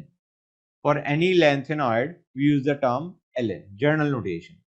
इसमें जो लास्ट इलेक्ट्रॉन है ना, that enters the 4f subshell. Fine. इसको हम बोलते हैं इनर ट्रांजिशन में first inner transition series. First inner transition series है ये स्टार्ट कहां से होते हैं? लैंथेनम एलिमेंट के बाद जो 14 एलिमेंट्स है ना, वो तुम्हारे क्या हैं? लैंथेनॉइड्स। अब आते हैं एक्टिनॉइड्स पे। इनमें जो लास्ट इलेक्ट्रॉन है ना, that enters the 5f subshell. इनको हम बोलते हैं second inner transition series. Lanthanoid तुम्हारे हो गए फर्स्ट, ये हो गए सेकंड। ये स्टार्ट होते हैं एक्टिनियम एलिमेंट के बाद। एक्टिनियम एलिमेंट के बाद जो तुम्हारे 14 एलिमेंट्स है ना, दे आर एक्टिनॉइड्स। ये बात अलग है गाइस कि इसमें जो तुम्हारी लैंथेनम और नीचे वाले में एक्टिनियम थे ना, इनको भी हम सीरीज में ही काउंट कर लेते हैं। लैंथेनॉइड और एक्टिनॉइड सीरीज में हम लैंथेनम और एक्टिनियम को भी इंक्लूड कर देते हैं, although they are not F block. समझ गए? ये हैं तो वैसे D block, but they are included in lanthanoid and actinoid series. क्यों यार? इनकी प्रॉपर्टीज उनसे बहुत मिलती है। समझे नहीं समझे? अब आते हैं गाइस लैंथेनॉइड्स पे। लैंथेनॉइड में सबसे पहले आ गए electronic configuration of and radii. Guys काम की चीज क्या है इसमें? ये तुम्हारे इन्होंने 15 ले लिए, एक लैंथेनम और बाकी 14। गाइस इसमें तुम लोगों को नाम याद करने हैं, उनके सिंबल याद करने हैं, उनकी इलेक्ट्रॉनिक कॉन्फ़िगरेशन याद करनी है, और ये रहे तुम्हारे एटॉमिक रेडियाई और ये हो गया आयनिक रेडियाई। इसका तुम्हें जर्नल ऑर्डर याद करना है कि कौन सा ज्यादा है कौन सा कम है। This is very important. ये मत कह देना मुझे कि सर टेबल में सारा थोड़ी ना याद करता है कोई। यार अगर तुम्हें क्वेश्चन अटेम्प्ट करना है तो तुम्हें सारा याद करना ही पड़ेगा। ठीक है, स्टार्ट करते हैं। भाई पहले आ गए लैंथेनम पे। लैंथेनम में तुम्हारे 6s में 2 गए, 5d में 1 है, so it was basically your D block element. उसके बाद आए सीरियम पे। यार 6s में 2, 5d में 1, 4f में 1। अब आए प्रेसियोडाइमियम पे। गाइस इसमें तुम्हारे 6s में 2 हैं, अब तुम्हारा 5d में कोई है ही नहीं, सीधा तुम्हारा 4f में आया। और अगर तुम देखोगे ये पहले वाले में f और d के मिला के 2 थे, अब तुम्हारे कितने हो गए? 3 हो गए। तो गाइस तुम देख सकते हो कॉन्फ़िगरेशन तुम्हारी एक फिक्स्ड ऑर्डर में नहीं चल रही, मजे ले रहे हैं। तो गाइस मजे ले रहे हैं तो आप याद कर लो, that's the only way out of it. Next आए हम नियोडाइमियम पे, फिर आए हम प्रोमिथियम पे। नॉर्मल ऑर्डर चलता गया। कहां जाके अटके?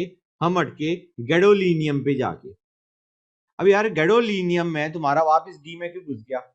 वो कहेगा यार 4f में 7 है, अब मैं अपना है ना ये हाफ फिल्ड जो सबशेल है उसको डिस्टर्ब नहीं करना चाह रहा, तो एक और इलेक्ट्रॉन आप भेज रहे हो यूरोपियम के बाद, तो मैंने उसे डी में उठा रहा हूं स्टेबिलिटी को मेंटेन करने के लिए। उसके बाद और आने शुरू हुए, उसने कहा भाड़ में गई स्टेबिलिटी, एक काम करो एफ में वापस घुसा दो इलेक्ट्रॉन, फिर घुस गए एफ में, फिर ऑर्डर चलता गया। फिर तो तुम्हारा नॉर्मल है यूट्रिबियम के बाद फिर आते हैं बस ल्यूटेटियम पे, जिसमें हम कहेंगे कि 4f में 14 हो गए थे। यार वो तुम्हारा 5d का एक अभी तक कहीं फिक्स नहीं हुआ था, बीच बीच में हटता जा रहा था, अब वापस आ गया। ठीक है ना गाइस? तुम्हारा सीरियम, गैडोलिनियम और तुम्हारा लास्ट आ गया ल्यूटेरियम, जिसमें तुम्हारा डी फिल्ड है, एक इलेक्ट्रॉन उसमें फिल्ड है, बाकी सब में तुम्हारे एफ में ही भरे हुए हैं। तो मेरी ख्याल से तुम समझ गए, इलेक्ट्रॉनिक कॉन्फ़िगरेशन तुम्हें याद करनी पड़ेगी। अच्छा गाइस, एटॉमिक नंबर भी याद करने हैं, आई जस्ट फॉरगॉट, ऑब्वियस सी बात है। बच्चे कहेंगे सर इसमें ऑब्वियस क्या है? गाइस जब मैंने कह दिया टेबल याद करनी है तो फिर ऑब्वियस है।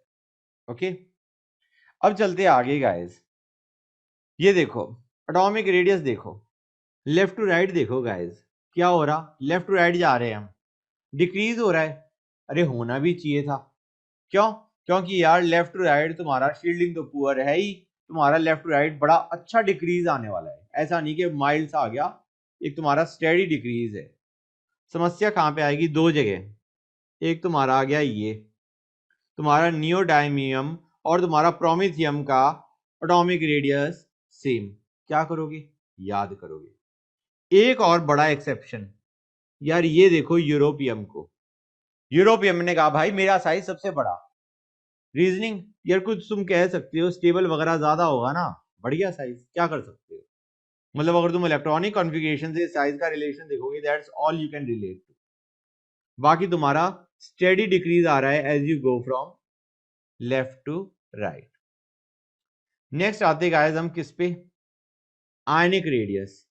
आयनिक रेडियस में तुम्हारा नॉर्मली लेफ्ट राइट डिक्रीज आना चाहिए, आ भी रहा है, कोई एक्सेप्शन नहीं, कमाल है, शांति मिल जाती है ऐसी चीज देख के कि यार और तो ज्यादा रटने का नहीं है। एनीवे गाइस, ये जो इलेक्ट्रॉनिक कॉन्फ़िगरेशन लिखी हुई है ना, ये जेनॉन के बाद की लिखी हुई है। वेरिएशन देख ली हमने, ये काम की चीज लिखता हूं मैं, learn the whole damn table, सब कुछ याद करना है तुम्हें टेबल में से। रेडियस के लिए just note the relative radii order, obvious सी बात है यार, वैल्यूज कौन याद करता है। नेक्स्ट, अब हम देखेंगे कि जो तुम्हारे इलेक्ट्रॉन्स हैं यार, वो कभी डी में घुस रहे हैं, कभी एफ में घुस रहे हैं, कभी दोनों में। यू कैन अंडरस्टैंड ना, नॉर्मली एफ में भरने चाहिए, लेकिन कई बार, एक दो बार, तीन में स्पेशली तुम्हारा उसमें भी चले गए डी में। ये क्यों है? क्योंकि तुम्हारा उससे कई बार स्टेबिलिटी हो जाती है, स्टेबिलिटी के चक्कर में वो डी और एफ ऑर्बिटल्स के बीच में मस्ती मार रहे होते हैं, समझ गए? Depending upon stability of electronic configuration. Next आते हैं कुछ फैक्ट्स टू लर्न। यार जो तुम्हारा मोस्ट कॉमन मिनरल है जिसमें लैंथेनाइड्स प्रेजेंट होते हैं, वो आ गया तुम्हारा monazite sand, fact to learn. Another important thing, यार ये जो तुम्हारा lanthanide, the only lanthanide which is radioactive is promethium, समझ गए? आगे चलते हैं गाइस, ये आ गई तुम्हारी इलेक्ट्रॉनिक कॉन्फ़िगरेशन लैंथेनॉइड्स की। तुम्हारा 4f में 1 से 14 जा सकते हैं, 5d में 0 या 1 एंड 6s में 2। ये मैंने कॉन्फ़िगरेशन लिखी है लैंथेनॉइड्स के लिए। एटॉमिक रेडियाई मैंने बता दिया था, लेफ्ट टू राइट तुम्हारा डिक्रीज कर रहा होता है। दो चीज ऑब्जर्व करने की थी, एक तुम्हारा नियोडायमियम का सेम एटॉमिक रेडियस है एज प्रोमेथियम, और दूसरा यूरोपियम का लार्जेस्ट साइज है। फाइन। Next, ionic radius. यार आयनिक रेडियस तुम्हारा लेफ्ट टू राइट जा रहा है, में डिक्रीज हो रहा है विद नो एक्सेप्शन, कोई समस्या नहीं है इसके साथ। अब आते हैं केमिकल प्रॉपर्टीज, बहुत बड़ी समस्या है, ये बात अलग है, एक्टिनॉइड्स को देख के ये समस्या कम लग रही होती है। गाइस केमिकल प्रॉपर्टीज में जो तुम्हारी मोस्ट प्रीडोमिनेंट और स्टेबल ऑक्सीडेशन स्टेट है लैंथेनॉइड्स की है, वो है +3। यार याद करने की चीज है, रीजनिंग मेरे को नहीं देनी। नेक्स्ट, तुम्हारा +2 और +4 स्टेट भी कई बार चल जाती है, कब चलती है? सॉल्यूशंस में और सॉलिड कंपाउंड्स में, लेकिन कम फेवर्ड है एज कंपेयर टू +3। ये तुम्हारा बाकी ऑक्सीडेशन स्टेट क्यों नहीं चल रही, सिर्फ लिमिटेड ऑक्सीडेशन स्टेट से क्यों अलाउड है? क्योंकि यार तुम्हारा 4f और 5d के बीच में जो एनर्जी गैप है ना, वो बहुत ज्यादा है। बेसिकली ये जो रीजनिंग है ना, रीजनिंग भी याद करने की है, ठीक है ना? एग्जाम में अब और कुछ कर नहीं सकते, अगर उन्हें कह दिया कि 4 रीजनिंग में से कौन सी रीजनिंग करेक्ट है, याद है, आप आसानी से टिक कर दोगे। Next, +2 state is also stable, normally हमने कहा था +3 ज्यादा स्टेबल है, या मोस्ट ऑफ द एलिमेंट्स के लिए +3 state is the only stable state. कुछ के लिए +2 और +4 भी एग्जिस्ट करती है। +2 के लिए कौन कैंडिडेट्स है? यूरोपियम और यूट्रेबियम। क्यों गाइस? क्योंकि यार तुम इलेक्ट्रॉनिक कॉन्फ़िगरेशन देखोगे ना, एकदम से फील आ जाएगी कि क्यों है। हमने कहा यार ये रहा तुम्हारा यूरोपियम, 2 इलेक्ट्रॉन निकालने के बाद 4f में 7 आ गए, बच गए, है स्टेबल। यूट्रेबियम यार 2 इलेक्ट्रॉन निकालते ही 4f में 14 हो गए, स्टेबल। इसीलिए इनकी +2 स्टेबल है। लेकिन गाइस जस्ट बिकॉज हमने कह दिया +2 स्टेबल है, इसका मतलब ये नहीं है +3 ज्यादा स्टेबल नहीं है। +3 is always more stable then +2 या +4। अभी इनकी +2 एग्जिस्ट करती है, लेकिन ये +2 से कहां जाना चाहेंगे? +3 में। खुद ऑक्सीडाइज हो रहे हैं, hence they are good reducing agents. आगे चलते, हमने कहा +4 स्टेट भी स्टेबल होती है। किसके लिए? सीरियम के लिए और टर्बियम के लिए। भाई इसका भी इलेक्ट्रॉनिक कॉन्फ़िगरेशन देखो, एकदम से समझ में आ जाएगा। ये रहा सीरियम, यार 4 इलेक्ट्रॉन निकालते ही इनर्ट गैस कॉन्फ़िगरेशन लेके बैठ गया बंदा। नेक्स्ट आते हैं टर्बियम के लिए। यार तुमने 4 इलेक्ट्रॉन्स हटाए, पता चला तुम्हारा 4f में 7 हो गया, half filled subshell, again stable. तो इसकी तुम्हारी +4 स्टेट स्टेबल होती है। Again it does not mean कि बंदा +3 पे नहीं जाना चाह रहा, स्टेबल है, लेकिन जब ये +3 पे जाएगा खुद रिड्यूस होएगा, hence they are good oxidizing agents. मतलब जाना तो अब भी है, +3 में ही जाना चाहेंगे। तो यही चीज लिखी हुई है मैंने, both +2 and +4 state have a tendency to go to +3 oxidation state. एक चीज और, तुम्हारा सीरियम वाटर को भी ऑक्सीडाइज कर सकता है। इस हिसाब से हम इसे ऑक्सीडाइजिंग एजेंट के तौर पे यूज नहीं करना चाहना चाहिए हमें। क्यों? पता चलेगा यार हम करवाना तो चाह रहे हैं किसी और को ऑक्सीडाइज, कर रहा है ये तुम्हारे सॉल्यूशन के वाटर को, लेकिन फिर भी कर देते हैं। यार रिएक्शन बहुत स्लो है, वाटर का जो ऑक्सीडेशन है ना, that process is very slow. तब तक तो तुम्हारी रिएक्शन ही खत्म हो जाएगी। So it can still be used as a oxidizing agent, although it can oxidize water also. Fine, fact to learn है गाइस। नेक्स्ट गाइस, अभी तुम्हारे 4 एलिमेंट्स है ना, कौन कौन से? प्रेसियोडाइमियम, नियोडाइमियम, टर्बियम और ये तुम्हारा लास्ट डिस्प्रोजियम। यार ये खराब एलिमेंट्स है, काफी ज्यादा खराब है। क्यों?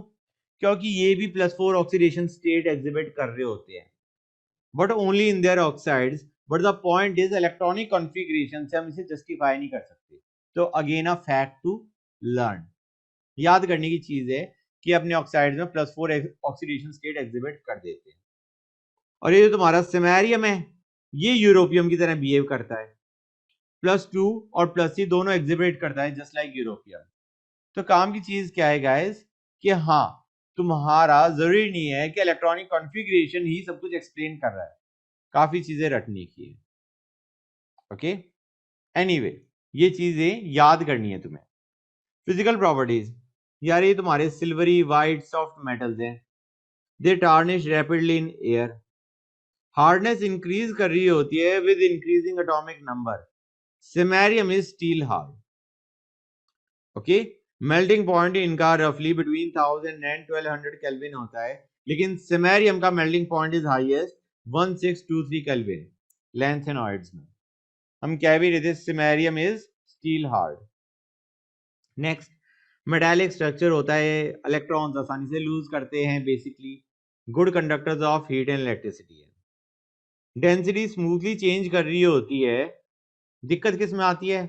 यूरोपियम यट्रिबियम और सिमेरियम थूलियम। समझे गाइस? तुम देखोगे यूरोपियम के ऊपर आएगा सिमेरियम, ये देखो, और तुम्हारा यट्रिबियम के ऊपर आएगा थूलियम। ओके, तो काइंड ऑफ याद करने में हेल्प हो सकती है। नेक्स्ट आते गाइस, तुम्हारा La3+, C4+ और Lu3+। यार ये ठहरे तुम्हारे कलरलेस। कलरलेस क्यों? डायामैग्नेटिक है। तुम देख सकते हो गाइस, जब तुम Li में से 3 इलेक्ट्रॉन हटा दोगे, इनर्ट गैस बन गया। सीरियम में से 4 इलेक्ट्रॉन हटा दिए, फिर इनर्ट गैस कॉन्फ़िगरेशन उठ के आ गया। ल्यूटेरियम में से 3 इलेक्ट्रॉन हटाए, 4f में 14 आ गए। तो in any case they are diamagnetic and colourless. ठीक है गाइस, और तुम्हारे rest all are paramagnetic. Paramagnetism सबसे ज्यादा किसमें है? नियोडायमियम। अच्छा गाइस, इनकी जो थर्ड आयनाइजेशन एनर्जी है ना, वो 3 की बहुत लो है, लैंथेनम की, गैडोलिनियम की और ल्यूटेटियम की। तुम देख सकते हो गाइस, तीनों तुम्हारे एक्स्ट्रा स्टेबल हो जाएंगे। लैंथेनम और ल्यूटेटियम तुम इजीली आइडेंटिफाई कर सकते हो। लैंथेनम 3 इलेक्ट्रॉन्स हटा के इनर्ट बना, ल्यूटेटियम तुम्हारे 3 इलेक्ट्रॉन्स हटा के 4f में 14 आगे फुल्ली फिल्ड। गैडोलिनियम को अब तुम देख लोगे यार, जब तुम उसमें से 3 इलेक्ट्रॉन हटाओगे तो वो तुम्हारा हाफ फिल्ड हो गया। ओके गाइस, इसलिए मैं कह रहा हूं तुम्हें इलेक्ट्रॉनिक कॉन्फ़िगरेशन तो बिल्कुल रटी हुई होनी चाहिए। एलिमेंट का नाम दिया और बच्चे ने इलेक्ट्रॉनिक कॉन्फ़िगरेशन बता दी।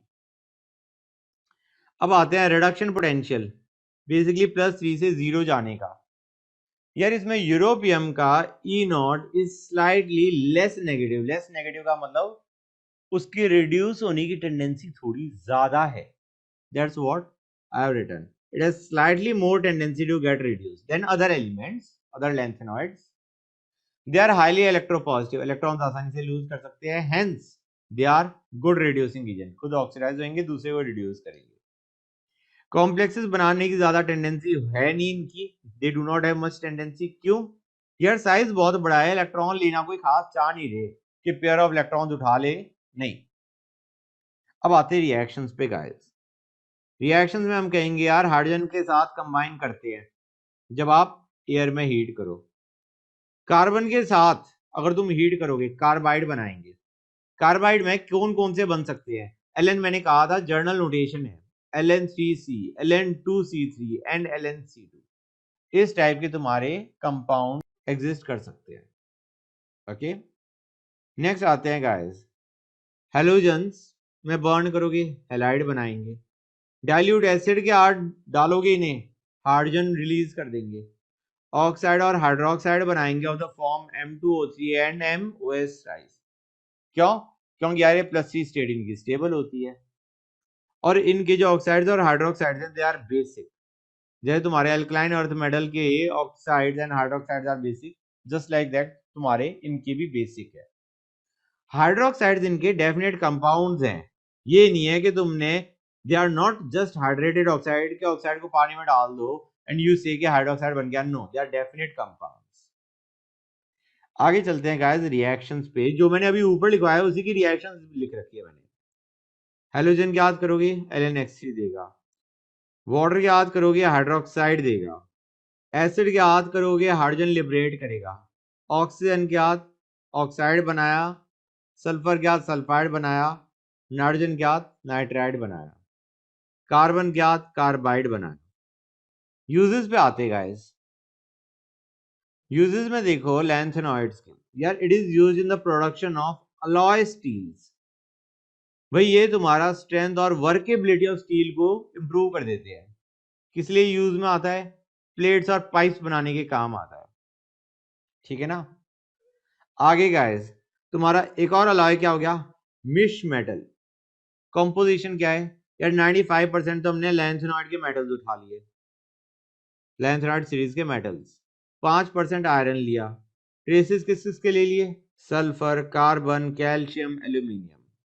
मिश मेटल किस काम आता है? मैग्नीशियम बेस्ड अलॉय बनाने के काम आता है। और उस अलॉय से क्या क्या बनता है? बुलेट्स, शेल्स, लाइटर फ्लिंट्स, क्योंकि ये तुम्हारा स्पार्क एमिट करता है when struck. Next guys, mixed oxides are used as catalyst petroleum cracking के अंदर। कुछ इंडिविजुअल तुम्हारे लैंथेनॉइड ऑक्साइड्स कहां पे यूज होते हैं? They are used as phosphors in television screens and your similar fluorescing surfaces. और इनके पैरामैग्नेटिक और फेरोमैग्नेटिक प्रॉपर्टीज के कारण they are used in magnetic and electronic devices. ठीक है गाइस, तुम्हारा lanthanoids is over. Guys actinoid से स्टार्ट करते हैं। एक्टिनॉइड्स में हमें पता है कि यार एक्टिनियम के बाद जो तुम्हारे 14 एलिमेंट्स है ना, दे आर एक्टिनॉइड्स। ठीक है, यह तो अलग है, हम एक्टिनियम को भी एक्टिनॉइड के साथ ही पढ़ रहे होते हैं, you know, due to similar properties. Fine. अब गाइस ये जो टेबल है ना, इसमें तुम्हें atomic number, name of the element, symbol of the element and electronic configuration पूरी याद होनी चाहिए।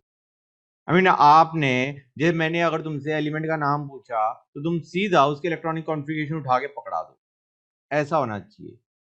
अब है तुम्हारा आयनिक रेडियस। गाइस जो आयनिक रेडियस है ना, इसका रिलेटिव ऑर्डर याद होना चाहिए। तुम देखोगे वैल्यूज के हिसाब से याद करना बहुत आसान है, एक्सेप्शन आई नहीं होती मोर और लेस, ठीक है। अच्छा गाइस ये जो तुम्हारा इलेक्ट्रॉनिक कॉन्फ़िगरेशन है ये बहुत दर्दनाक है। थोरियम को ही देख लो भाई, थोरियम है, हमने कहा एफ ब्लॉक एलिमेंट है, तो लास्ट इलेक्ट्रॉन एफ में जाना चाहिए या नहीं? हम कहेंगे भाई कहीं नहीं दिख रहा है एफ, दूर दूर तक। तो गाइस इसीलिए मैं बता रहा हूं, जब तुम्हारे पास ऐसे एक्सेप्शन आ रहे हैं तो क्या करोगे? रटोगे। समझ में आया नहीं आया? तो यू लर्न इट। तुम देखोगे रेस्ट का तो मोर और लेस, मतलब एक्सेप्ट कि तुम्हारे यहाँ पे डी भरा हुआ है, it almost relates to lanthanoid, ज्यादा फर्क नहीं है, ठीक है ना। जैसे वहां पे होता था तुम्हारा गैडोलिनियम, यहाँ भी तुम्हारा आ गया क्यूरियम। वहां पे होता था लुटेडियम, यहाँ पे आ गया लॉरेंशियम। कॉन्फ़िगरेशन से अगर तुम रिलेट करो तो ओके। गाइस अब आते हैं एक ऐसी चीज पे जो कि मैंने तुम्हें लैंथेनॉइड्स के लिए भी नहीं करवाई थी, इसीलिए मैंने अलग से मार्क कर रखा है। पहले आते हैं एक्टिनॉइड्स पे और फिर बताएंगे वही चीज फॉर लैंथेनॉइड्स। गाइस एक्टिनॉइड्स में तुम्हारे 5f में 1 इलेक्ट्रॉन, 5 इलेक्ट्रॉन या 8 इलेक्ट्रॉन वाली कॉन्फ़िगरेशन नहीं दिख रही होती। तुम ध्यान से देखो, ना तुम्हारा 5 आया, ना तुम्हारा 1 आया ऊपर, और ना तुम्हारा 8 आया। This configuration is not known in actinoids. Similarly, lantanoids के अंदर तुम्हारा 2 इलेक्ट्रॉन या 8 electron configuration is not known. ये देखो गाइस, मैंने लैंथेनॉइड्स इसलिए खोल के रखा हुआ है, ना तुम्हारा 2 है, ना तुम्हारी कॉन्फ़िगरेशन 2 एग्जिस्ट कर रही है, ना तुम्हारी 8 एग्जिस्ट कर रही है। ओके, वापस एक्टिनॉइड्स पे आते हैं। फाइन। तो इलेक्ट्रॉनिक कॉन्फ़िगरेशन की जो वेरिएशन है वो तुम देख लोगे और रट लोगे। इसलिए गाइस ये मेरा pet dialogue, learn the whole damn table, बहुत इंपॉर्टेंट है गाइस। फाइन। अब ये सारे के सारे रेडियो एक्टिव है, इनकी हाफ लाइफ काफी शॉर्ट है, इसलिए स्टडी करना डिफिकल्ट है। फाइन। इलेक्ट्रॉनिक कॉन्फ़िगरेशन 5f में 1 से 14 इलेक्ट्रॉन, 6d में 0 या 1, 7s2। नेक्स्ट आते हैं वही चीज जो मैंने बताई थी कि थोरियम में electrons are added in d orbitals, f में गया ही नहीं। साइज ऑफ एटम्स डिक्रीज करता है from left to right, which is actinoid contraction. एक चीज और, एक्टिनॉइड्स के अंदर contraction is more than in lanthanoids. क्यों? यार यहाँ पे शील्डिंग इफेक्ट बहुत कम है due to very diffused f subshell. Ionic radius +3 charge में हम देख रहे हैं लेफ्ट टू राइट डिक्रीज कर रहा है, बट एमेरिशियम का सेम साइज है as curium. A fact to learn. +4 में no exceptions, decreases from left to right. चलो यार, रेडियस में तो कोई झंझट नहीं है। अब आते हैं गाइस ऑक्सीडेशन स्टेट पे। लैंथेनॉइड तो शराफत से +2 +3 +4 एग्जिबिट कर रहे हैं, +3 मेजर, ये बहुत सारे शो कर रहे होते हैं ऑक्सीडेशन स्टेट, ठीक है ना। और ये क्यों है? क्योंकि यार ये 5f 6d और 7s के बीच में जो एनर्जी गैप है ना, energy difference, that is very less, इसलिए इन सभी के इलेक्ट्रॉन्स पार्ट ले सकते हैं इन बॉन्ड फॉर्मेशन। क्या करोगे? ओके गाइस, ये ऑक्सीडेशन स्टेट है ना, they are kind of helpful. कैसे? यार तुम्हारा एक्टिनियम सिर्फ +3 ऑक्सीडेशन स्टेट शो करेगा, थोरियम +4 करेगा, कैलिफोर्नियम के आगे सारे +3 शो करेंगे। तो ये अच्छी चीज है कि इनको तुम आसानी से याद कर सकते हो। यार ये तो ऐसे हैं जो तुम्हारे ये सारे, और लेटर से एक्टिनियम सिर्फ +3 एग्जिबिट कर रहे हैं और thorium is the only one जो +4 एग्जिबिट कर रहा है, बाकी are showing multiple oxidation states. तो गाइज इन एनी केस जो तुम्हारा डोमिनेंट ऑक्सीडेशन स्टेट है वो तो +3 है, तुम देख सकते हो +3 तो सारी एग्जिबिट कर रहे हैं एक्सेप्ट थोरियम। फाइन। जो तुम्हारे फर्स्ट हाफ ऑफ सीरीज है वो हायर ऑक्सीडेशन स्टेट्स भी एग्जिबिट कर रहे हैं। लेटर हाफ में तो तुम्हारा +3 एग्जिबिट हो रहा है। तो इन्होंने यही लिखा हुआ है, maximum oxidation state increases from +4 in thorium to +5 in protactinium, +6 in uranium and +7 in neptunium. और उसके बाद तुम्हारा सक्सीडिंग एलिमेंट्स में वो डिक्रीज कर गया। गाइस अब तुम्हारे जो एक्टिनॉइड्स हैं वो लैंथेनॉइड्स को रिजेंबल करते हैं किस चीज में, कि उनके बहुत सारे कंपाउंड्स +3 में है rather than in +4 oxidation state. लेकिन जो तुम्हारे +3 और +4 आयंस है ना, they have a tendency to get hydrolysed. Fine. Now we know कि जो तुम्हारा 5f के इलेक्ट्रॉन्स है ना, they are less penetrating towards the nucleus than 4f। Idea ये कि 5f इलेक्ट्रॉन्स न्यूक्लियस से ज्यादा दूर है एज कंपेयर टू 4f। तो बेसिकली दूर हो गए, अट्रैक्शन कम हो गई। अट्रैक्शन कम होगी तो यार वो इलेक्ट्रॉन्स लेस बाउंड है ना न्यूक्लियस से, hence they can take part in bond formation to a greater extent। तो इससे एक बहुत काम का फैक्ट क्या है कि your actinoids are more reactive than lanthanoids and they have lower ionization energy than lanthanoids। आसानी से इलेक्ट्रॉन निकल सकते हैं and hence they are more reactive। Fine, आगे चलते हैं।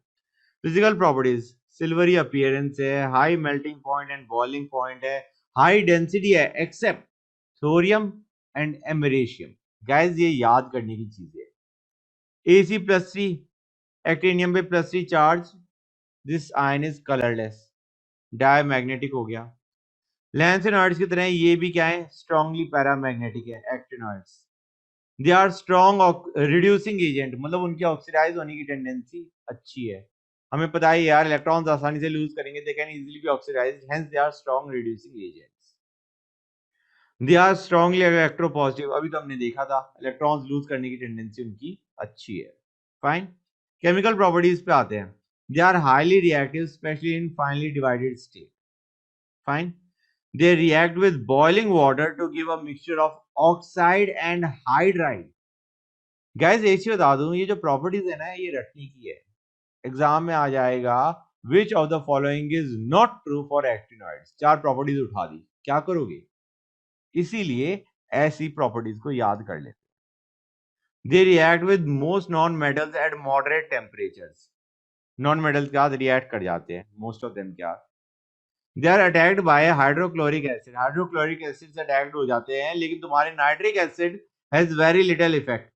क्यों यार, तुम्हारी प्रोटेक्टिव ऑक्साइड लेयर बन गई, अब करो अटैक, ठीक है ना। तो आइडिया इज तुम्हारा HNO3 के साथ उनके ऊपर अटैक नहीं होता, HCl से अटैक हो जाता है। बेसिस का नो इफेक्ट। फाइन। अब आते हैं यूजेस ऑफ एक्टिनॉइड्स। यार मोस्टली तुम्हारे न्यूक्लियर पावर प्लांट्स में काम आ रहे होते हैं। Thorium is used in atomic reactors in treatment of cancer. Uranium plutonium is used as fuels in reactors. Guys अब आते हैं डी और एफ ब्लॉक, दोनों जो हमने एलिमेंट्स पढ़े हैं उनका यूज क्या है। बेसिकली ये वो यूज है जो कि तुमने अभी तक जितनी भी केमिस्ट्री पढ़ी है ना उसको हमने बेसिकली कंसोलिडेट करके अभी लिख रहे हैं, ठीक है ना। जैसे आयरन और स्टील है, यार कंस्ट्रक्शन मटेरियल के तौर पे इंपॉर्टेंट है। प्रोड्यूस कैसे करते हैं, या reduction of iron oxide. Fine, impurities remove कर दी, और हमारे उसके अंदर अलॉइंग मेटल्स डाल देते हैं कि हमने अलॉयज बनाने के लिए ज्यादातर ये मेटल्स डाल दिए, डिपेंडिंग अपॉन हम कौन सा अलॉय बनाना चाह रहे हैं। फाइन। अब हमने कहा यार कुछ कंपाउंड स्पेशल पर्पज के लिए यूज करे जाते हैं। TiO है, पिगमेंट इंडस्ट्री में यूज होता है। MnO2 है, तुम्हारे सेल्स में यूज हो रहा होता है। फाइन। सेल्स में तुम्हारा जिंक, निकल, कैडमियम भी यूज हो रहा होता है। फाइन, याद है नहीं याद है, तुम्हें करवाया था सेकेंडरी सेल्स भाई। एनीवे, अब गाइस नेक्स्ट चीज बहुत इंपॉर्टेंट है। ग्रुप 11 के जो एलिमेंट्स है ना, they are coinage metals, okay. और इसमें तुम्हारा जो सिल्वर और गोल्ड है उनको हम ज्यादा कलेक्शन आइटम्स के तौर पे यूज कर रहे होते हैं। फाइन। अब गाइस यूके के जो कॉपर कॉइन्स है ना, they are actually copper coated steel. UK के जो तुम्हारे सिल्वर कॉइन्स हैं they are actually copper nickel alloy. Fine. Okay. अब हमारे जो D and F block elements हैं they are used as catalyst, mostly D. जैसे V2O5 catalyzes oxidation of SO2, हमें पता है रिएक्शन जब करवाई थी, I told you guys. Titanium tetrachloride and trimethyl aluminium, they are Ziegler catalyst, Ziegler Natta catalyst, right? Used in the preparation of polymers. Iron है, iron तुम्हारा use होता है catalyst in the manufacture of ammonia, ये भी करवा रखा है तुम्हें. Nickel is used for hydrogenation of fats. Wacker process में तुम्हारा catalyst is PdCl2. Nickel is used in the polymerisation of alkynes. And तुम्हारा फोटोग्राफिक इंडस्ट्री में वी यूज AgBr. उसकी लाइट सेंसिटिव प्रॉपर्टीज के लाइट की प्रेजेंस में it decomposes.